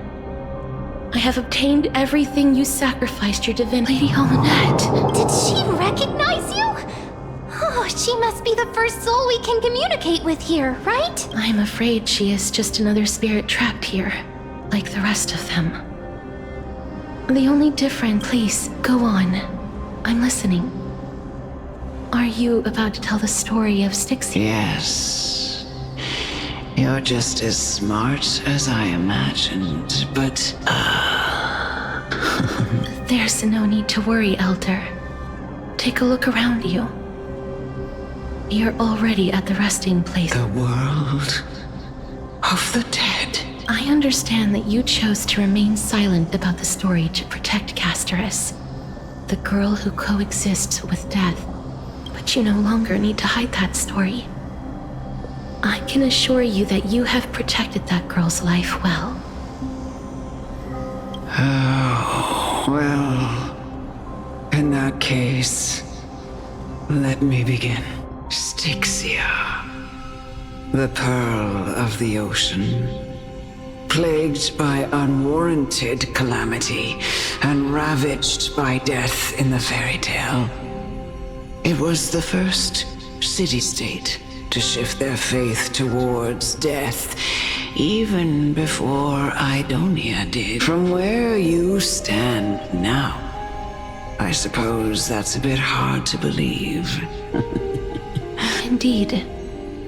I cannot imagine that those from the era Chrysia, blessed with eternal life, could ever yearn for death. I have pondered the same question, child. But I am afraid there is no clear answer to it.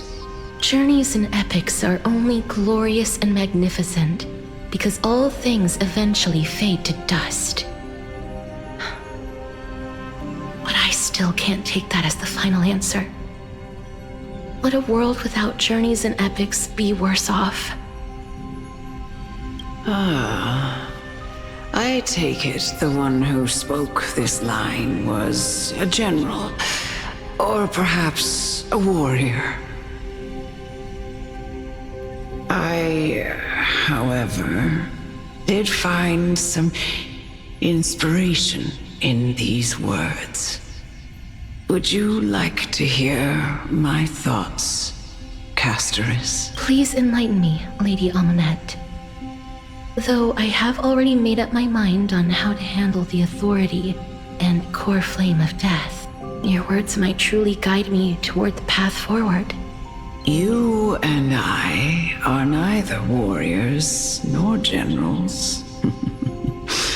Therefore, journeys and epics cannot truly resonate with us. But what if I reframe it like this? What if love is not a trait bestowed upon mortals by Nestia, but a blessing from death? Love. No one ever invented the word cherish in the era when life was eternal. For all the good things in the world could be revisited endlessly, and every bond formed carried no risk of being severed. The so-called era Chrysia was an age devoid of both virtue and sin. People did not truly live.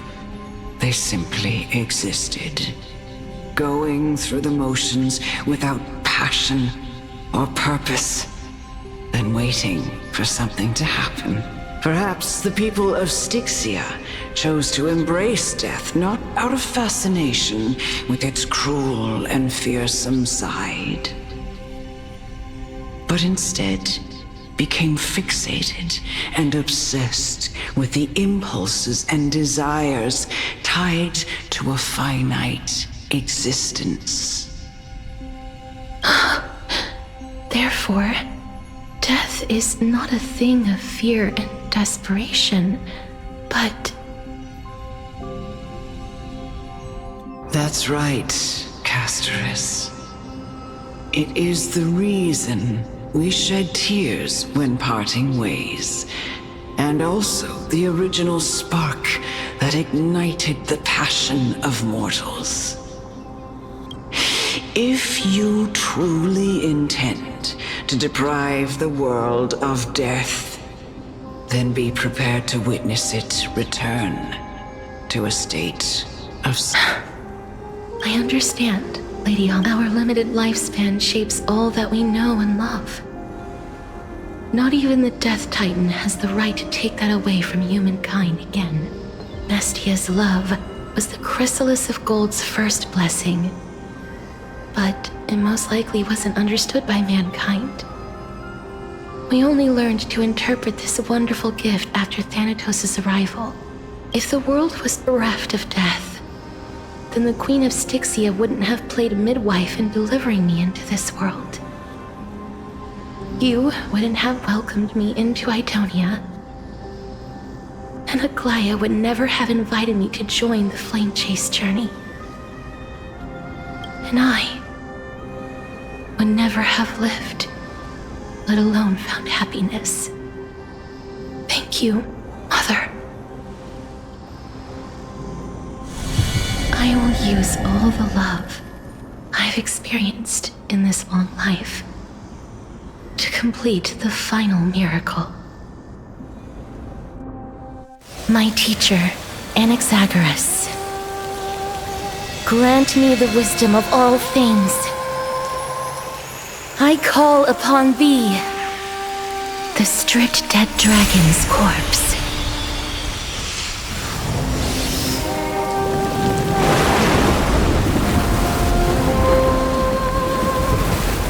Rises from the earth, falls from the sky. As above, so below. This is the greatest power of all powers, unstoppable in this world. The great work that commands all death. I shall grant you embrace.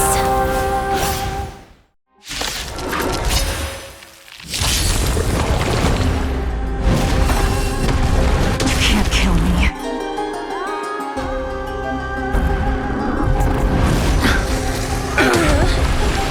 Is the girl who once saved my life truly gone? Danger. Will you show yourself again, once we eradicate this hatred and regret?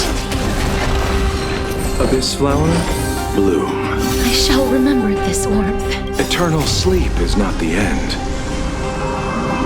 The dead will return! which is seized must be repaid.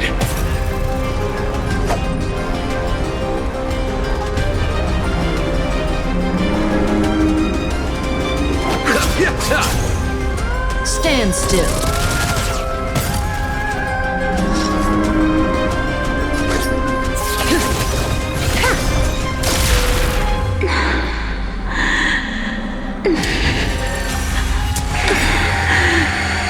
And I know you're anxious. Shh. Don't be afraid. Embrace Pollux.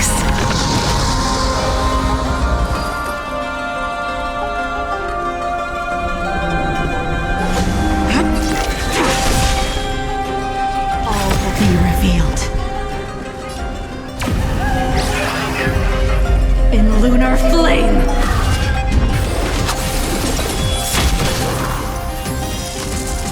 A blade of moonlight.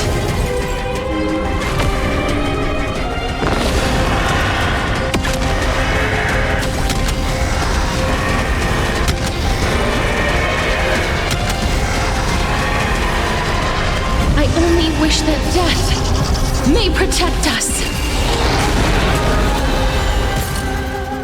Nowhere to run!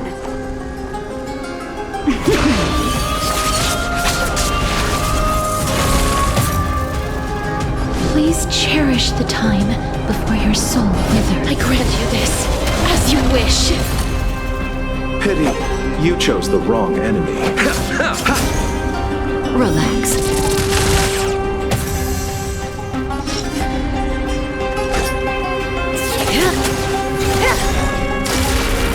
Good times never last. Time to say bye. Boom. Ready for death.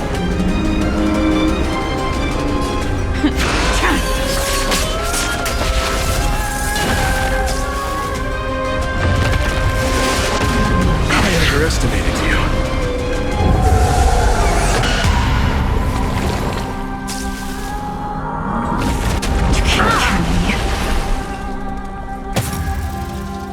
Life is not as fragile as butter. Please, wilt here. Receive divinity. Thanks. You're too good to me. Try harder. Embrace new life, Pollux. Kill me. Eternal sleep is not the end. The dead will return! That which is seized must be repaid.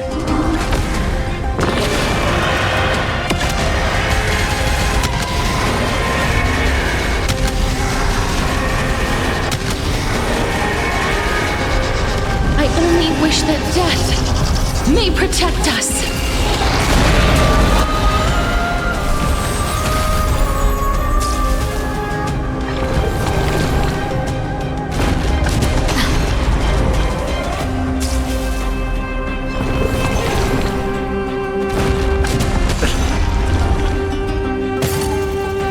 Time to settle your accounts. Stand still. Please cherish the time. I grant you this, as you wish. May as well kill them all.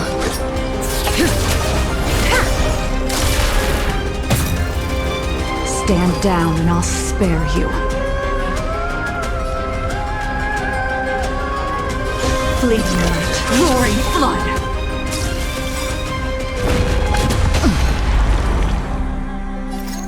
Embrace new life, Pollux.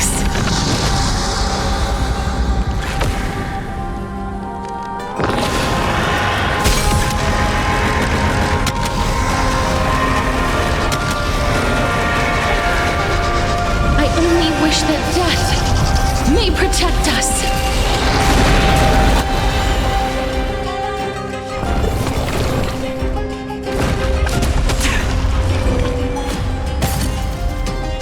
Life is not as fragile as butter. Sleep now. Relax.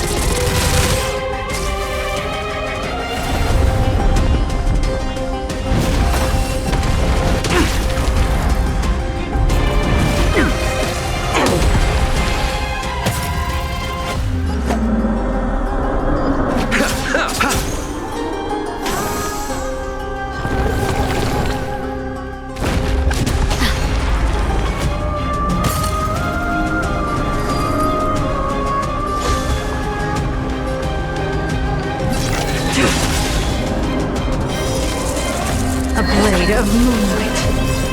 All will be revealed. In lunar flame!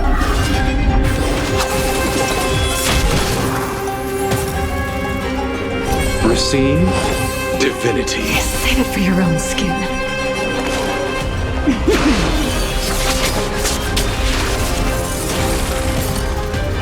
That breathing sensation. Remember it.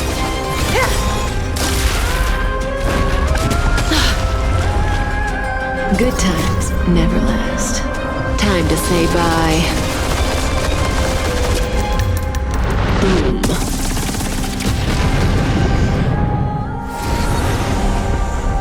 There's no more need to weep in grief. I will grant you peace. This turn. Please cherish the time. Yes, it's me. I'm back.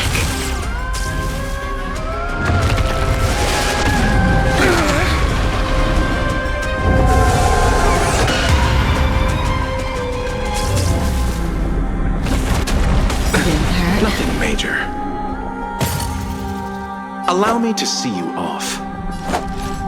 Abyss flower, bloom. Thanks. You're too good to me. That which is seized must be repaid. The dead will return!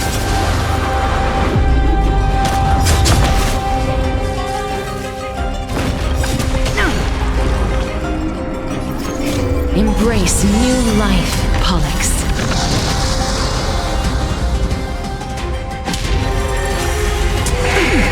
Be careful. They may be moving by instinct, but there is fury welling up within them.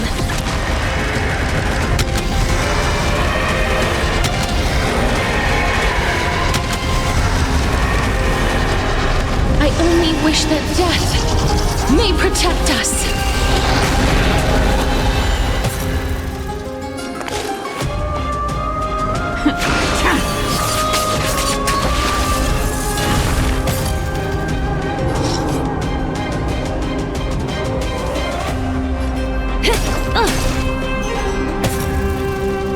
Life is not as fragile as butterfly wings. Please, wilt here. Pity, you chose the wrong enemy.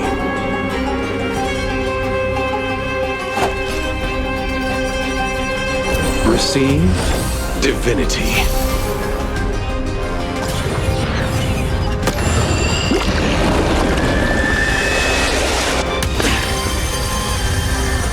Abyss flower, bloom. Save it for your own skin.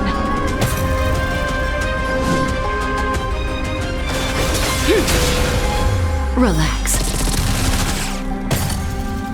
May as well kill them all.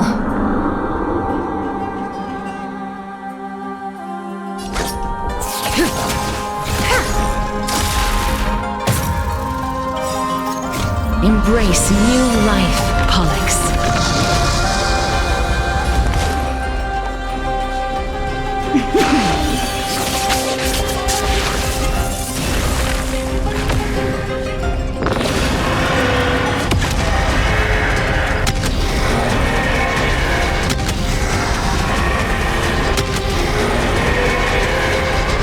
I only wish that death may protect us.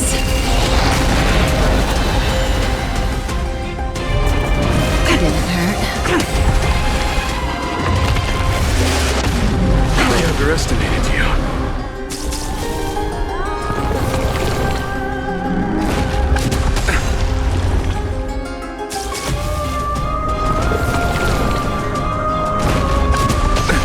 Nothing major.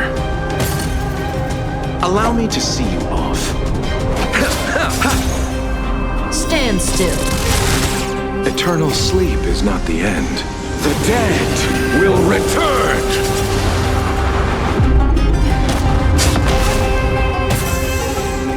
Good times never last. Time to say bye. Boom.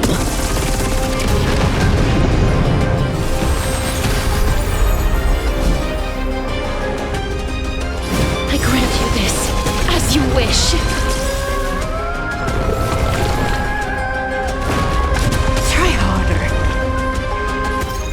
Embrace new life, Pollux.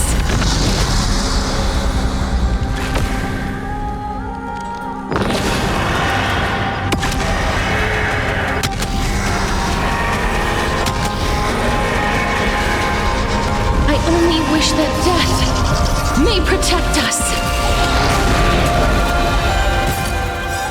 All will be revealed.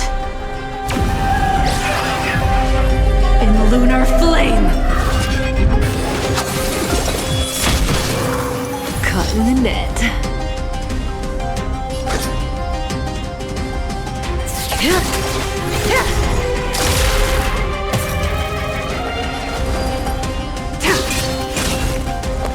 Relax.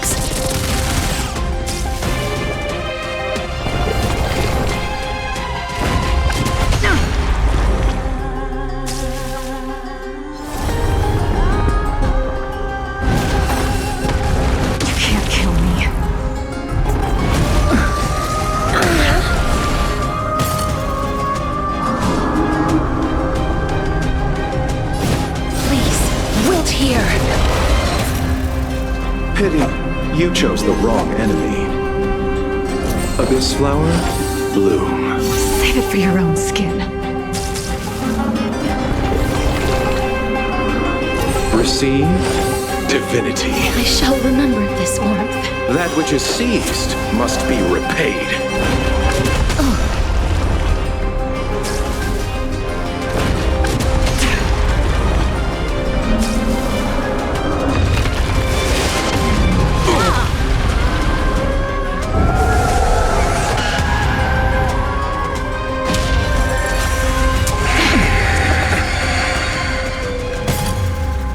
May as well kill them all.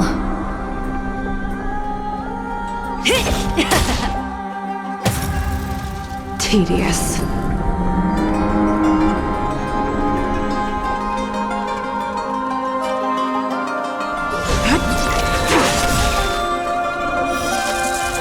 A blade of moonlight. Embrace new life, Pollux.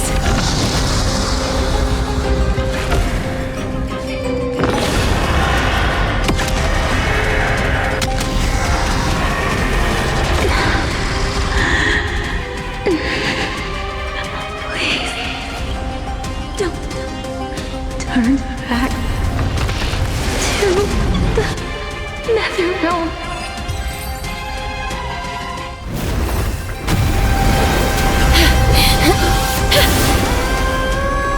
Oh, death. Sleep in peace.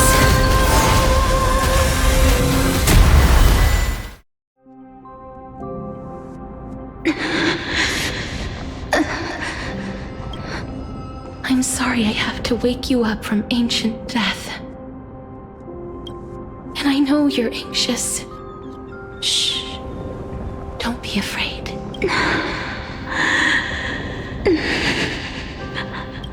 Do you remember me? I'm the girl you once carried across the Sea of Souls. I'm sorry I wasn't able to remember you, but with the help of many people, I was finally able to pick up these broken fragments of my past.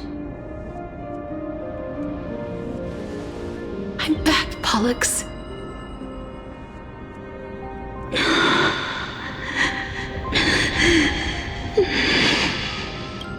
I know this might not be what you wanted.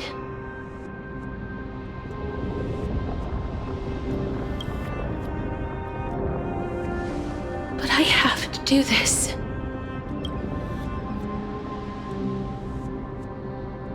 So please, carry me across the Sea of Souls again and return me to the Netherrealm, just like you did in the past. Please take me to where the core flame of death rests.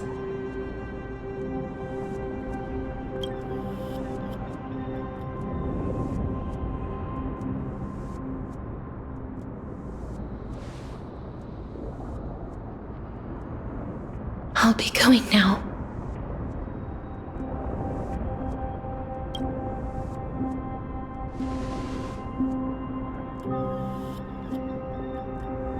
They may look scary, but as long...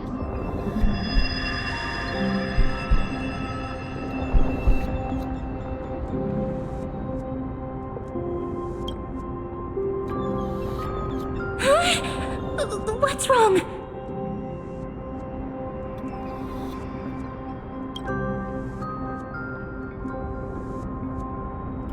Are you...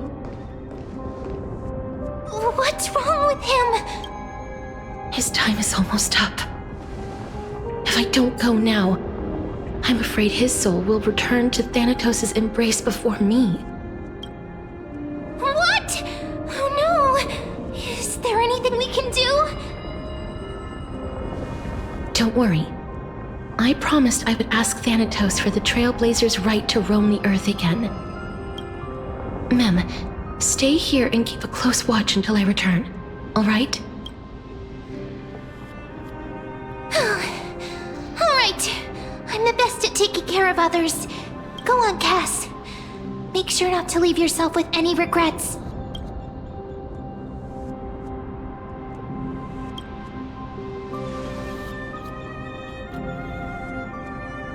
It's a deal then.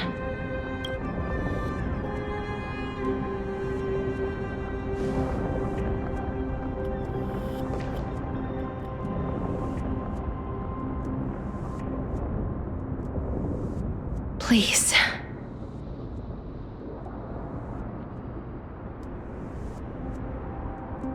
Wait for me.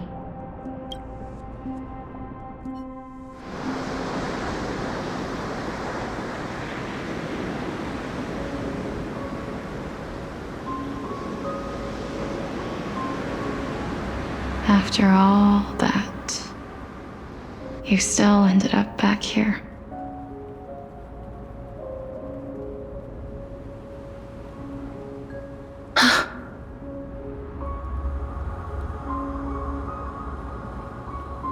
So the legends were true. The Netherrealm really is a sea of flowers. Yes. Just like the flower fields we tended to back then. Is that you, Plixia? Do you remember me? I don't have the memories from that time, but I've seen you before during an experiment. I see. Call me Thanatos, then. It'll be easier. However, since you recognize the name, you must already know everything about Thanatos. Yes. I'm here to reforge the order of life and death in Amphorius.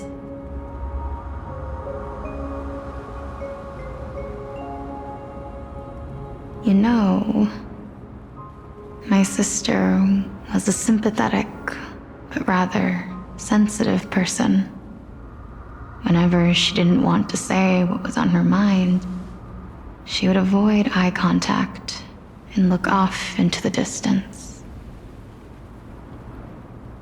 Just like what you are doing now. Can you tell me about the last Era Nova? What did you do, Plixia?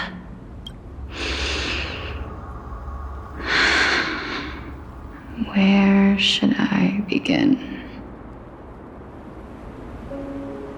I suppose a long, long time ago, there were a pair of like-minded twins. As foretold in the prophecy, they were chosen to be successors to the god of death, but fate was cruel. The price of attaining divinity was to take the life of a family member with our own hands. That trial was indeed recorded in that memory. Then you should already know that my sister voluntarily gave up her own life. so that I could ascend as the demigod of death. But I couldn't accept that. Why did we have to kill each other for a future she'd never see herself? That's not fair. So, while weaving the laws of the new world, I shattered the forbidden bottom line for life and death. I reshaped my sister's soul and took the form of the great dragon Pollux to carry her up the River of Souls and back into the mortal realm. But our fates were already decided and manifested in unexpected ways in response to my futile actions. Aging is an unbreakable law of nature laid upon humankind, created at the same time as death. When the living die, their souls will meet Thanatos, who would determine where every soul goes. If the Reaper raises their left hand, the soul is granted death and allowed to enter the Netherrealm to await reincarnation. If they raise their right hand, the soul is rejected by the Netherrealm and returned to the mortal realm to continue walking the earth. That's why the Hand of Shadow can only lay down judgment and not embrace another being. Yes. Death was originally a pair of hands, but they were split in twain when we reached the mortal realm, never to touch each other ever again. The half of Thanatos that represents life, the undying human who grants death, that was the curse I forced upon you. Then, what about you? As the half of Thanatos representing death, I shoulder the fate of defying death. I died the moment I entered the world of the living. From then on, my Titan also no longer existed in this world. The cycle of life and death stopped. Souls were denied their audience with death and were left stranded within an ever-rising river of the dead. What irony. My selfish desire to save your life gave you and the world a fate far worse than death instead. Then, what was left of my reason was left behind in the Netherrealm, where I've been taking care of these flowers day after day, until there is now a sea of them, all while mulling over the subject of life, death, parting, and enduring an endless loneliness.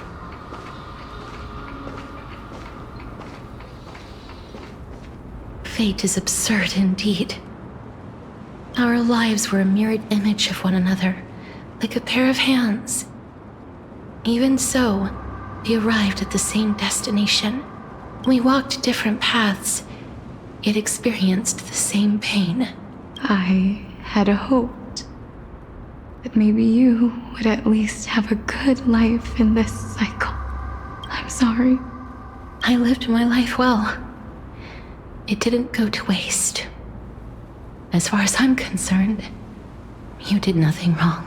Even though I forced the authority of granting death to humanity upon you, too many responsibilities were forced upon me in the course of this long journey.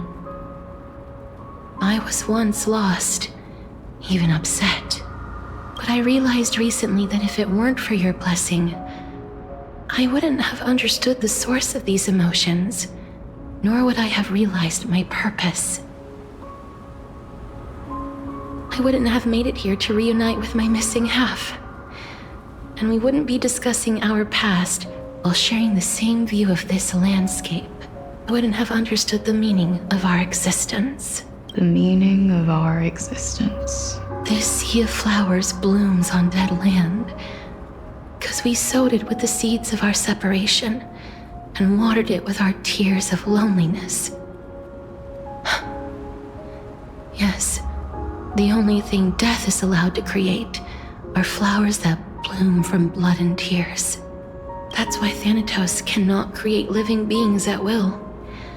Nor can the hand of shadow determine a person's remaining days, because the life and death of mortals should never be dictated by another's will. Are you saying there's no point in Thanatos' existence? No. No single being can bear the scales of life and death on their own, not even a god. Life and death weigh equally heavy. We both know that now. You, too, must have we've taken quite the ridiculous journey together, haven't? I had a feeling, even back then, that we would meet again one day. Not to embrace one another after a long separation, but to come in search of retribution. Tell me the answer that's already been written, and let us draw this seemingly endless fate to a close. It's been far too long. I've waited here for centuries, watching day after day as desperate spirits are denied by this lonely wasteland. I always hoped I would see you among them, but I was also afraid of seeing you. I didn't know how I could possibly face you again, but I know. But don't you see, Polixia? I made it back anyway. You don't have to shoulder death's authority on your own anymore. It was always meant to be held in two hands anyway. So, let's give our core flame to him and have him take it back to the mortal realm. Give humanity back their cycle of life and death. Our responsibility as Thanatos was never about picking out favorite souls. We were let's tend the field together and create a warm sea of flowers for all the souls to come. What do you think, Polixia? yes, just one last step. You shall wither, and through that, the dead will sprout again from the remains, and be reborn with the dead flame. As foretold by the prophecy, Thanatos' authority is only destined for only one person to wield. As the Chrysos heir of death, as their demigod, as a titan, our fated moment has arrived once again. Just like before. Yes, just like before, but unlike that time, the ones undergoing the trial this time are prepared. You've made up your mind? Yes, as dictated by fate. Complete your trial in this life. Grant me the embrace of death, and light the spark of life ablaze. You've been tempered by life and death. I know you'll be able to give this wasteland its first breath of life. Like a raven butterfly, flying swiftly into the netherrealm, perching on the twig of death. I will. After this, I will remain permanently in the netherrealm. The river of souls shall return here and rain down from the sky, scattering souls across the earth. The cycle of life and death will flow once again. This sea of flowers you sowed shall bear countless joyous or sorrowful souls and bloom evermore.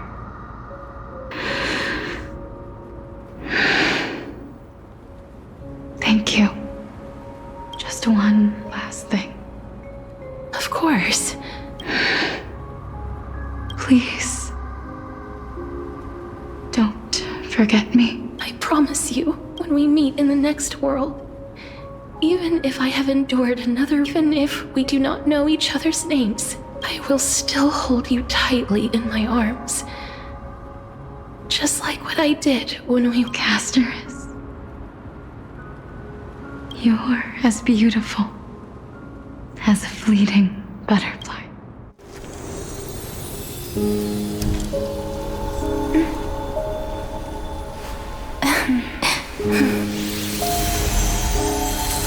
I will bring rest to death.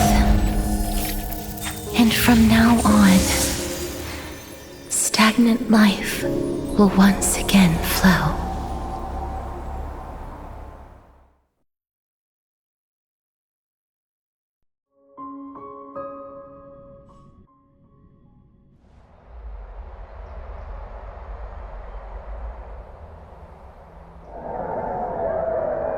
Time flies. In the blink of an eye, the 15th entry hour is already at hand. When this farce is over, your soul will be placed on the scales of life and death. Are you ready? No need to ask so many times. Of course I am. Then why do you drag your feet? Is your fear of crowds holding you back again? I simply find them too noisy. Paying attention to conceited fools like them would be an utter waste of my time. Such harsh words. As I see it, you are no less arrogant than they are. I couldn't agree more. Oh. I did not expect to hear that from you. I know myself better than you think I do. At the very least, better than a stowaway like you. And they say men whose ends are nigh have but kind words. Well, that is exactly why I chose you. Should I thank you for the compliment?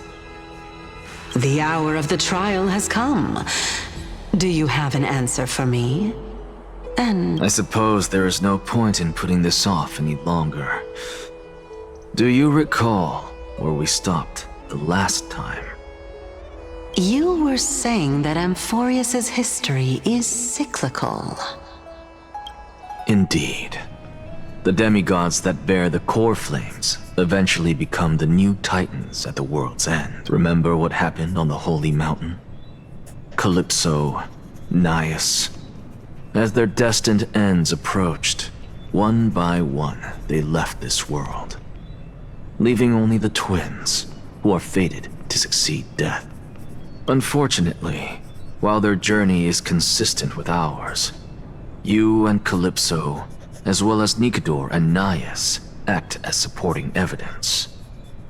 I can only come up with a rough sketch for my theory of a cyclical history. For all the pains I took to reach this point, I had already lost hope of ever obtaining definitive proof. After all, the past is in the past. Proving that we are the legacies of heroes of the past is a hopeless endeavor. That is, until I met a girl named Polixia and her sister. If Casterus was truly sent from the past to the present for the Titan's self-serving reasons, then having lived through 2 cycles, and with Styxia as the pivot, she will no doubt be the link to connect all of this together. If the Twins of Death can bridge 2 cycles to reunite at the shores of the Sea of Souls, then my hypothesis will no longer be just a hypothesis. And you too will get the answer to your question. Well, that is all well and good, but how can you be so sure? If there is even the slightest error in your hypothesis, the girl will be shattered. It matters not. The most important quality a scholar must possess is foolhardiness. If you are overly cautious, then you'll never have the gumption to make the first step, and change will never come. Besides, I, Anaxagoras, am destined to overturn this farcical world. Come, let us go and teach those pathetic worms one.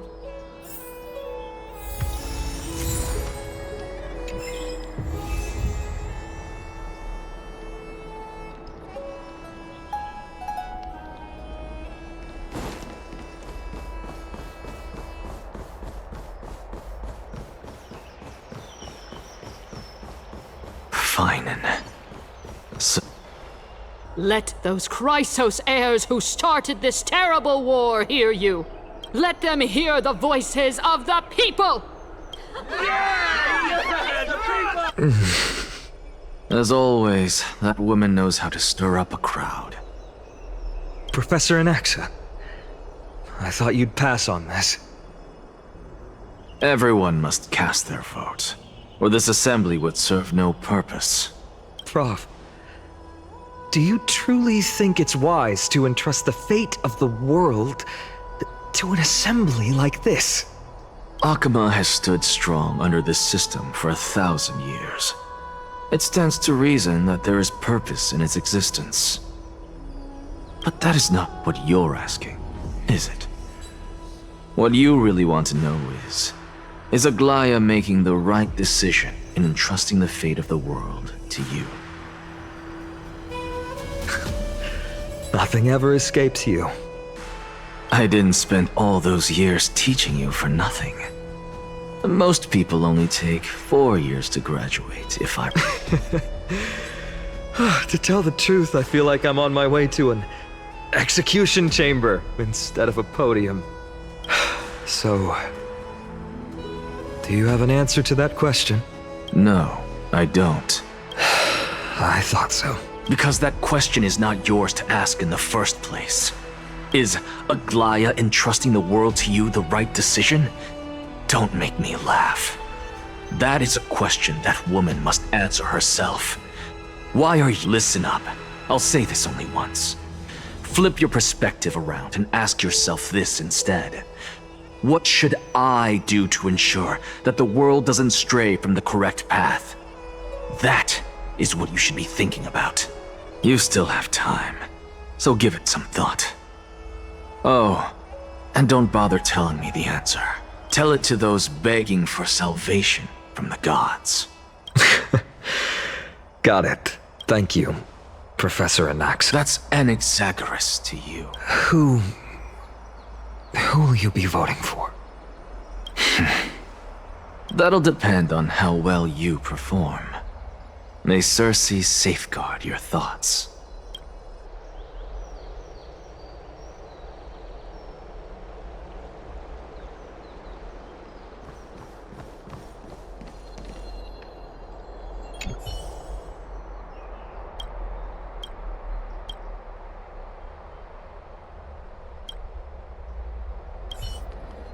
I actually don't necessarily mind. Elders and citizens, silence, if you please.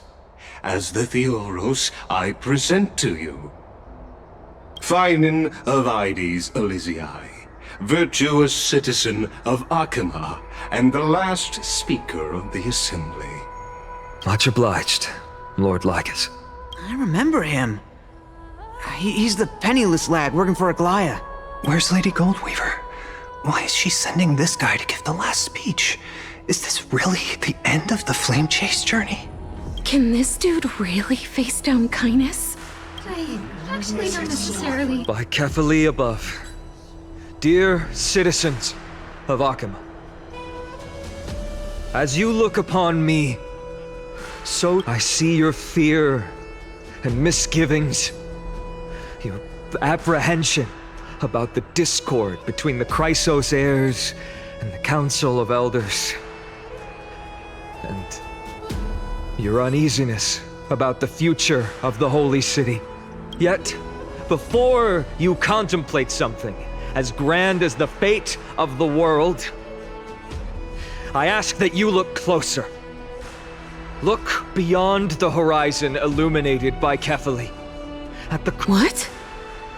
Ides Elysiae, my beloved hometown, is a village forgotten by time. It is a place with the most invigorating breeze and wheat fields that spread all the way to the sea.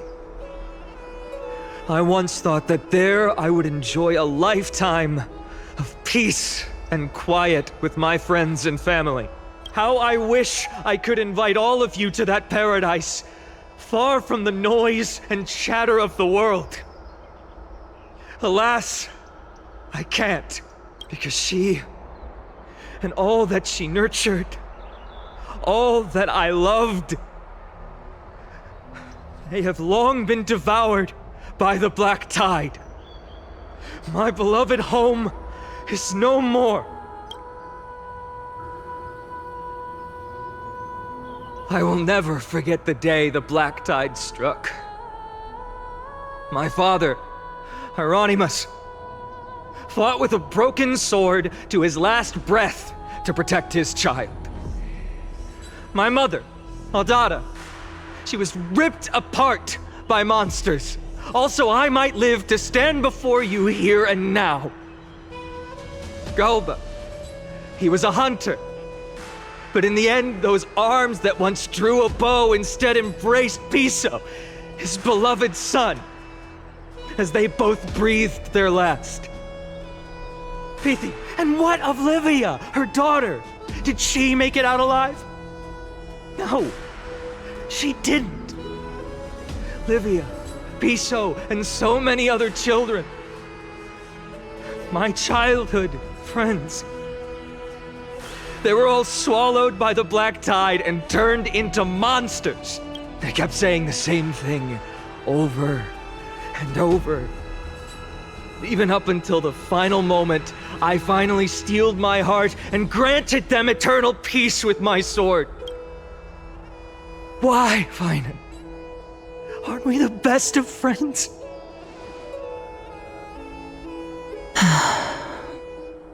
That is the black tide. A looming threat that can bring Akuma to its knees any time. Kindness may have promised that with the 3 titans of Calamity gone, Akuma will return to an era Chrysia once more. But much as it pains me, I must disappoint you. While the demigod of strife has done everything in his power to hold them back, they are still coming. By now, the name of that black-robed swordmaster, the Flame Reaper, has likely echoed throughout the city already. The roaring thunder is a message from the strife demigod. The Flame Reaper has risen from death, and they hunger for the core flames of the gods.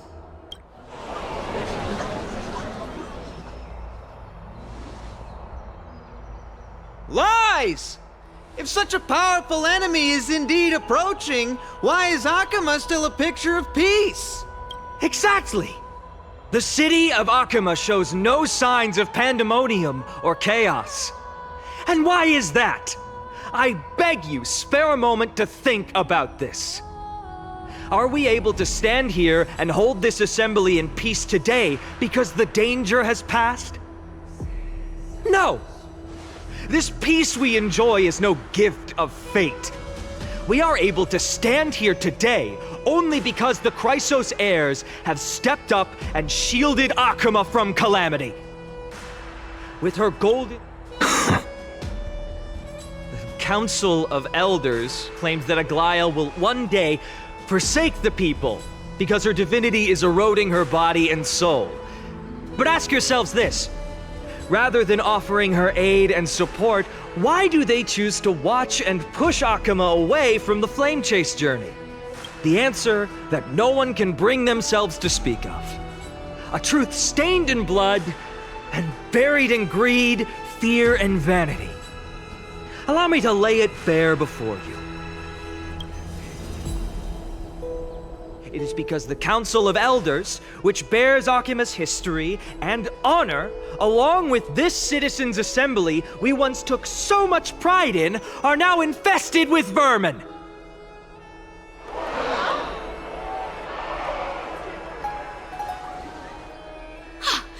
You insolent whelp! How dare you! It is true that Aglaia has reached her limit. Why? Because she has been working tirelessly to weave the defenses of our holy city against the encroaching evil. All while these vermin are making up baseless accusations about her and scheming in the shadows. Not once has she ever failed Akama. Yet these vermin attempt to tear her apart, tarnishing her name with unfounded allegations. She may have been blessed by divinity, but hasn't her heart always stayed true to humanity? They attempt to mislead you and reduce this assembly to a crude standoff between gods and humans, but citizens of Akama. Once more, I implore you to open your eyes and look at those around you. Examine them closely. Beneath all that finery, do you see the good heart of a human or the poisonous glands of a pest? Make your judgment, then turn your gaze to the demigods whom so many of you regard as cold and merciless. Do you not see the light of humanity in them? And those who wear the mask of humanity yet utter only hurtful, slanderous words. Can you not see that their souls have been corrupted by power?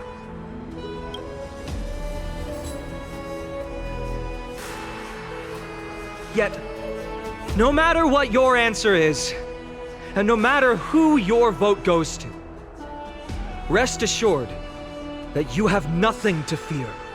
For Aglaya, Tribios, and I will remain your faithful guardians and pledge our lives to upholding your decision. And this vow will stay true until the end of our days, where it will be passed on to future flame chasers. A steadfast and unwavering promise that shall endure through the ages. Absolutely right. The Rysos heirs have only our best interest.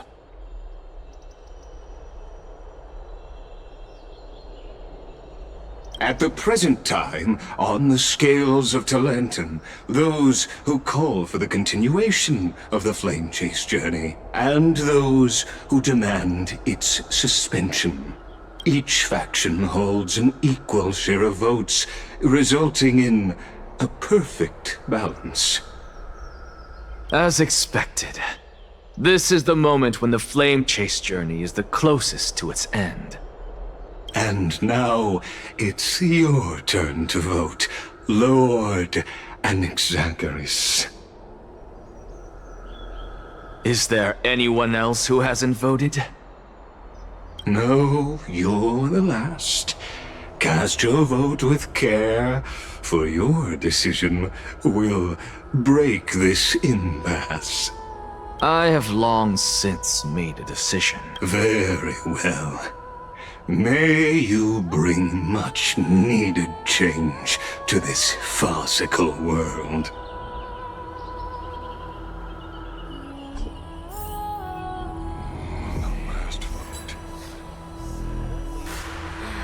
Who will he vote for?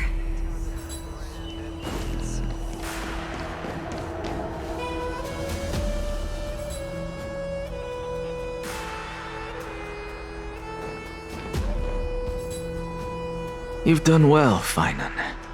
Given the circumstances, delivering a rousing speech to stir up emotions was a prudent move.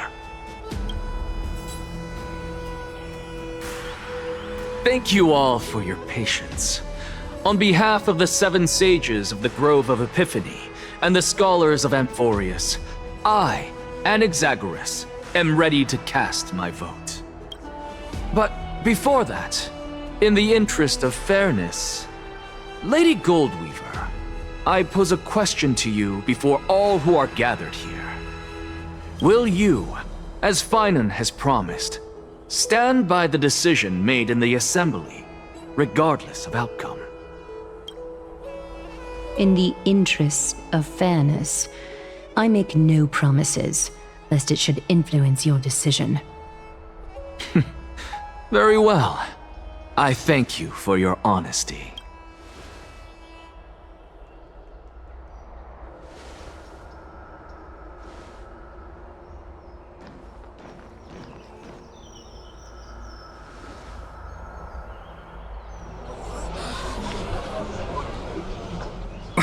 What's he doing?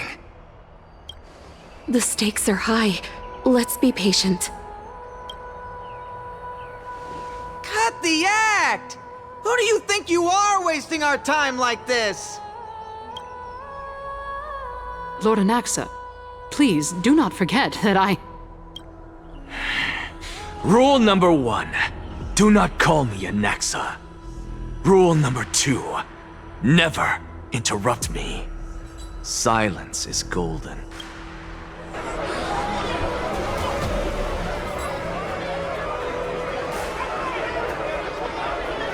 Just vote already. What are you waiting for? Your vote. Cast your vote.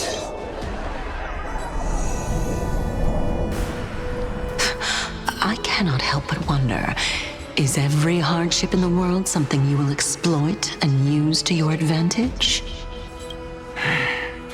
How else am I supposed to make use of this situation where my body and soul are separated?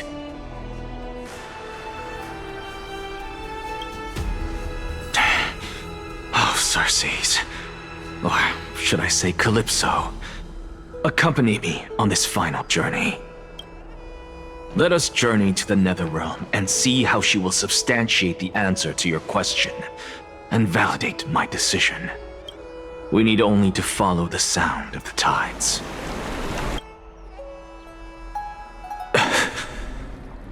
You are... Well done, child. Just as I foresaw, you have achieved great things. Teacher. What a twist of fate.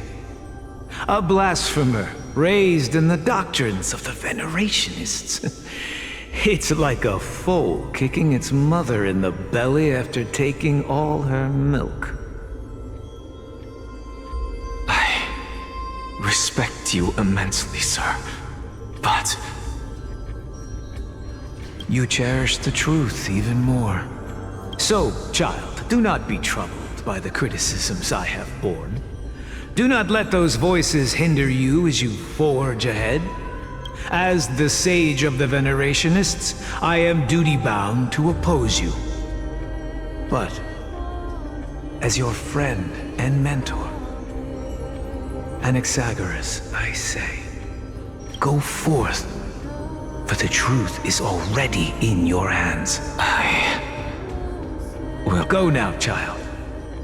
Your lonely pursuit is about to welcome a new chapter. And when you reach the end of this journey, may we meet again with the truth before you. Have my word, sir. May Circes safeguard your thoughts. May Circes safeguard your thoughts. You are right, Empedocles. My lonely pursuit is about to welcome a new chapter. I must be on my way now. May we meet again with the truth before us, Empedocles. What are you waiting for? Just cast your vote. Silence! Silence, everyone! Behold, Circes. Here at the center of the world, I shall write the final step of my proof. For this place is but one step away from the truth.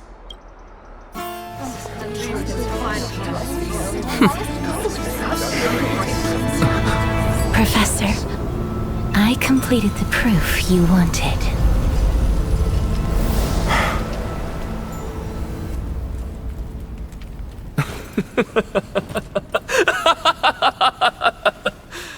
Thank you, Castorus. The answer is plain as day. My vote goes to the Flame Chase journey and nothing else! Elder Kindness, I have deciphered the truth of this world!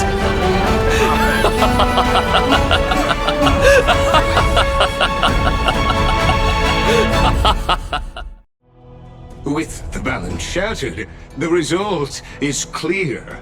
by carefully and Lentin above, as the Theoros I have observed. No! Ligus, you can't! Anaxa, what have you done? Have you lost your...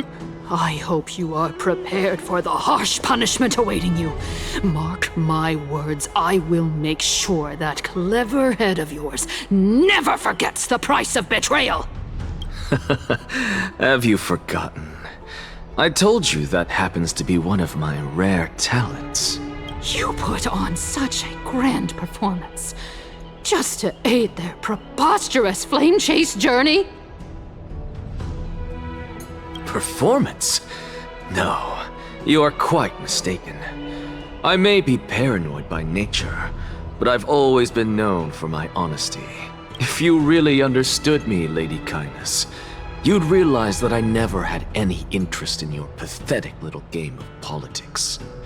Factions, standpoints, they are jokes in my eyes. I have never once switched sides because I, and I alone, am the truth. Lady Kindness, with all the citizens here as witnesses, we should honor the spirit of democracy and respect the decision of this assembly. I have observed that Akama has chosen her destiny. This citizens' assembly has resolved to continue the flame chase journey. This resolution shall be put up on the wall of heroes, such that all citizens are aware. You! It seems not everyone is ready for the assembly to end. Very well. Let me entertain you for a little longer. By your leave, Lord Lycus. Elders and citizens, your attention, please. Stay for a moment more, if you will. What is this performer up to now? Just moments ago, all of you made a decision on the fate of Amphorius.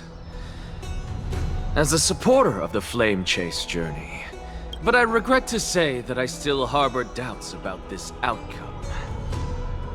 Thus, I hereby challenge this resolution. Tell me, who among you dare swear to Kefali's name that Era Nova will truly welcome the fairy tale ending that the Chrysos heirs have promised? A beautiful new world free of calamity and madness? Nonsense! No one?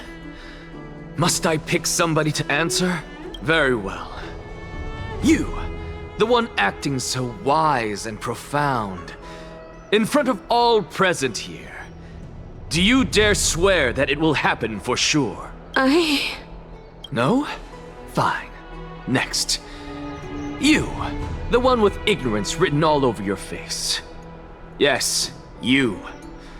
Do you dare swear by it in front of the Titan? What are you trying to do? Useless. Your turn, then. With that smug look of yours, you must be confident that the Flame Chase journey is the best course to take, right? Hey! Mind your tongue! So, no one? I see. In that case, Finan, answer me this. Your speech was filled with such passion just now. Professor, what are you doing? Let him continue with his performance.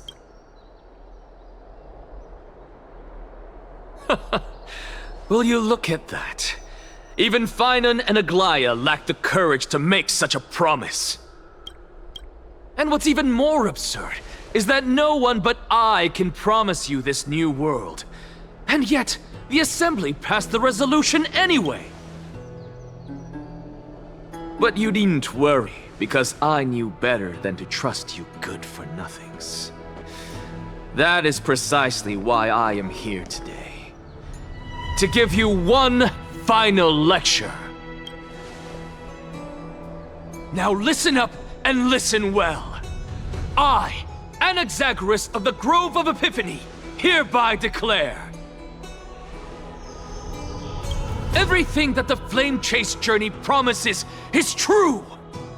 Finan of Ides Elysiae, the prophesized demigod who shall succeed Kefali, will reforge each and every one of us in the new world with his complete, intact memories. What? The core flame-bearing titans were the Chrysos heirs of yesterday, and the Chrysos heirs who carry the core flames today will become the titans of tomorrow. All of our souls shall endure for eternity in the miracle of the World-Bearer, and all under Kefali's protection shall step into that new world.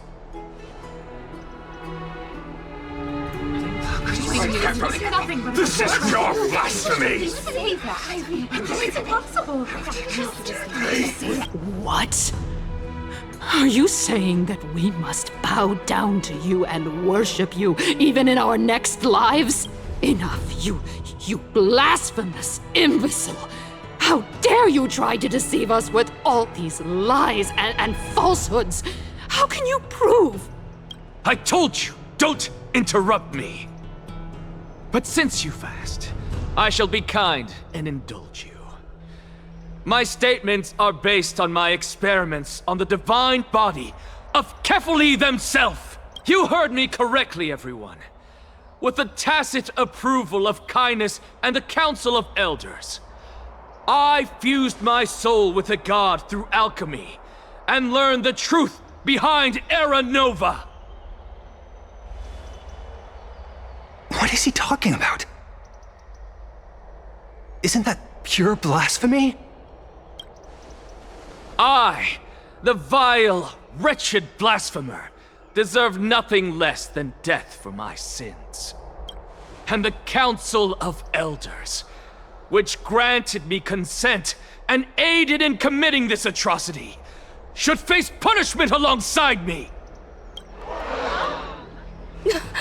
By the gods! Even Kindness has betrayed Akama! The catalyst. We're carefully evolved.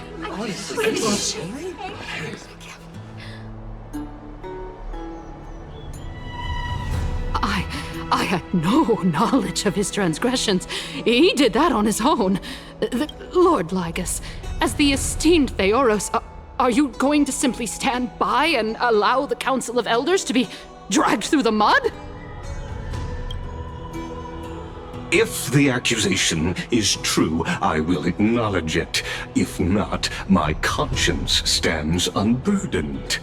Lady Kindness, the reputation of the Council of Elders was not built in a day, nor will it be shattered overnight.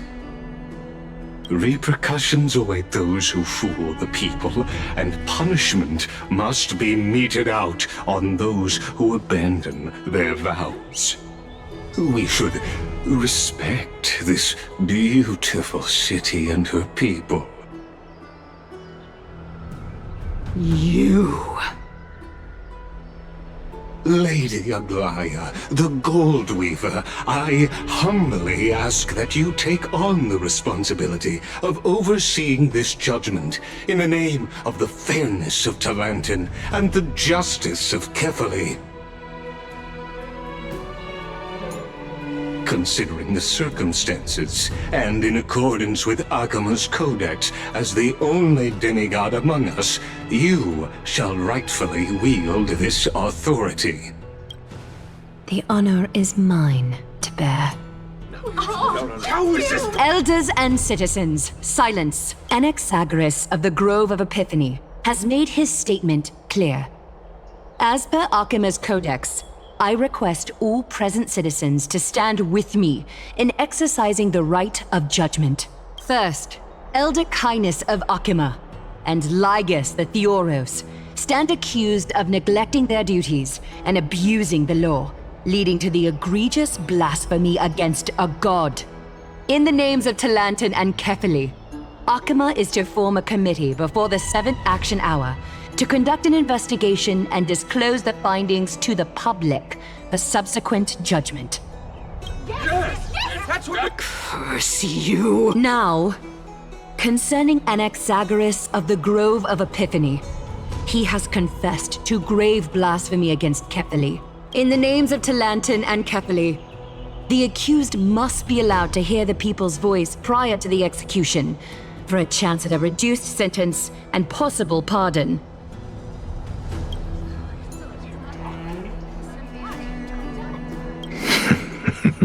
Professor. Let him die! Let him die! Let him die! What decision will you make, Lady Goldweaver? Enough with the hesitation, Aglaya. This is not like you. Let him die! Let him die! Let him die!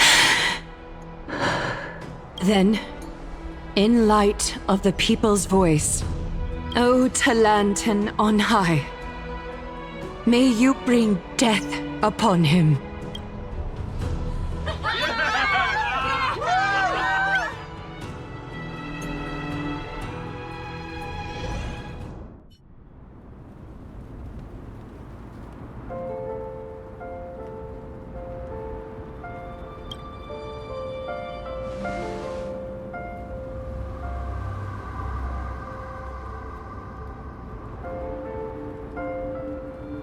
Allow me to reintroduce myself. I bore the name of Castris while walking among the mortals. And now, I stand as the demigod of death, the living side of Thanatos. Welcome to my realm, where the west wind ends.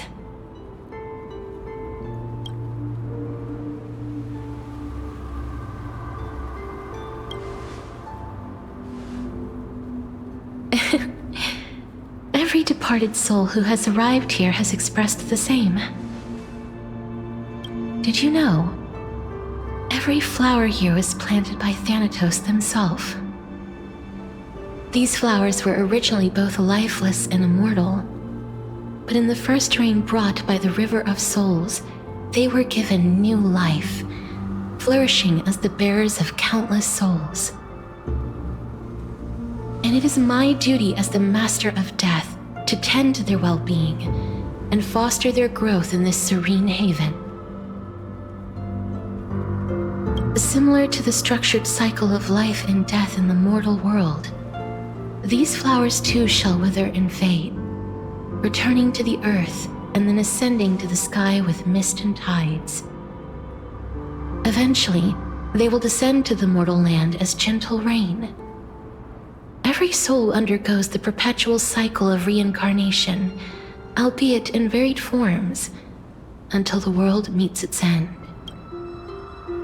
Yet, sadly, there's no time left for Emporius to wait for when the flowers bloom again. Now, death is the power at my fingertips. It once led the souls of the deceased here, but I shall open the gate of the netherworld and return you to the realm of the living. In exchange, please take the core flame of death with you and complete the flame chase journey. Do not let our work thus far be in vain.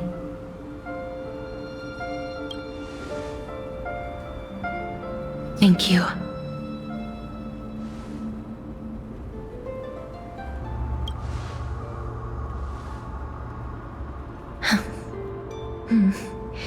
Just like the other demigods, I will stay here and embrace my destiny. That being said, it is not easy to guide a lost soul back to the mortal realm. The whispers of death are sweet and alluring. If your determination wavers, you will succumb and be forever ensnared by the netherworld.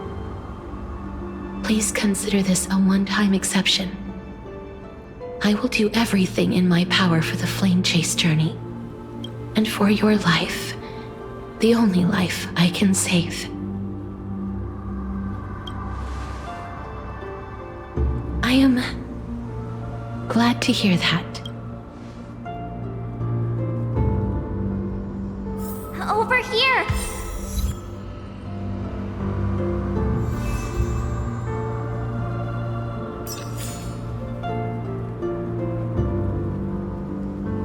I believe in you.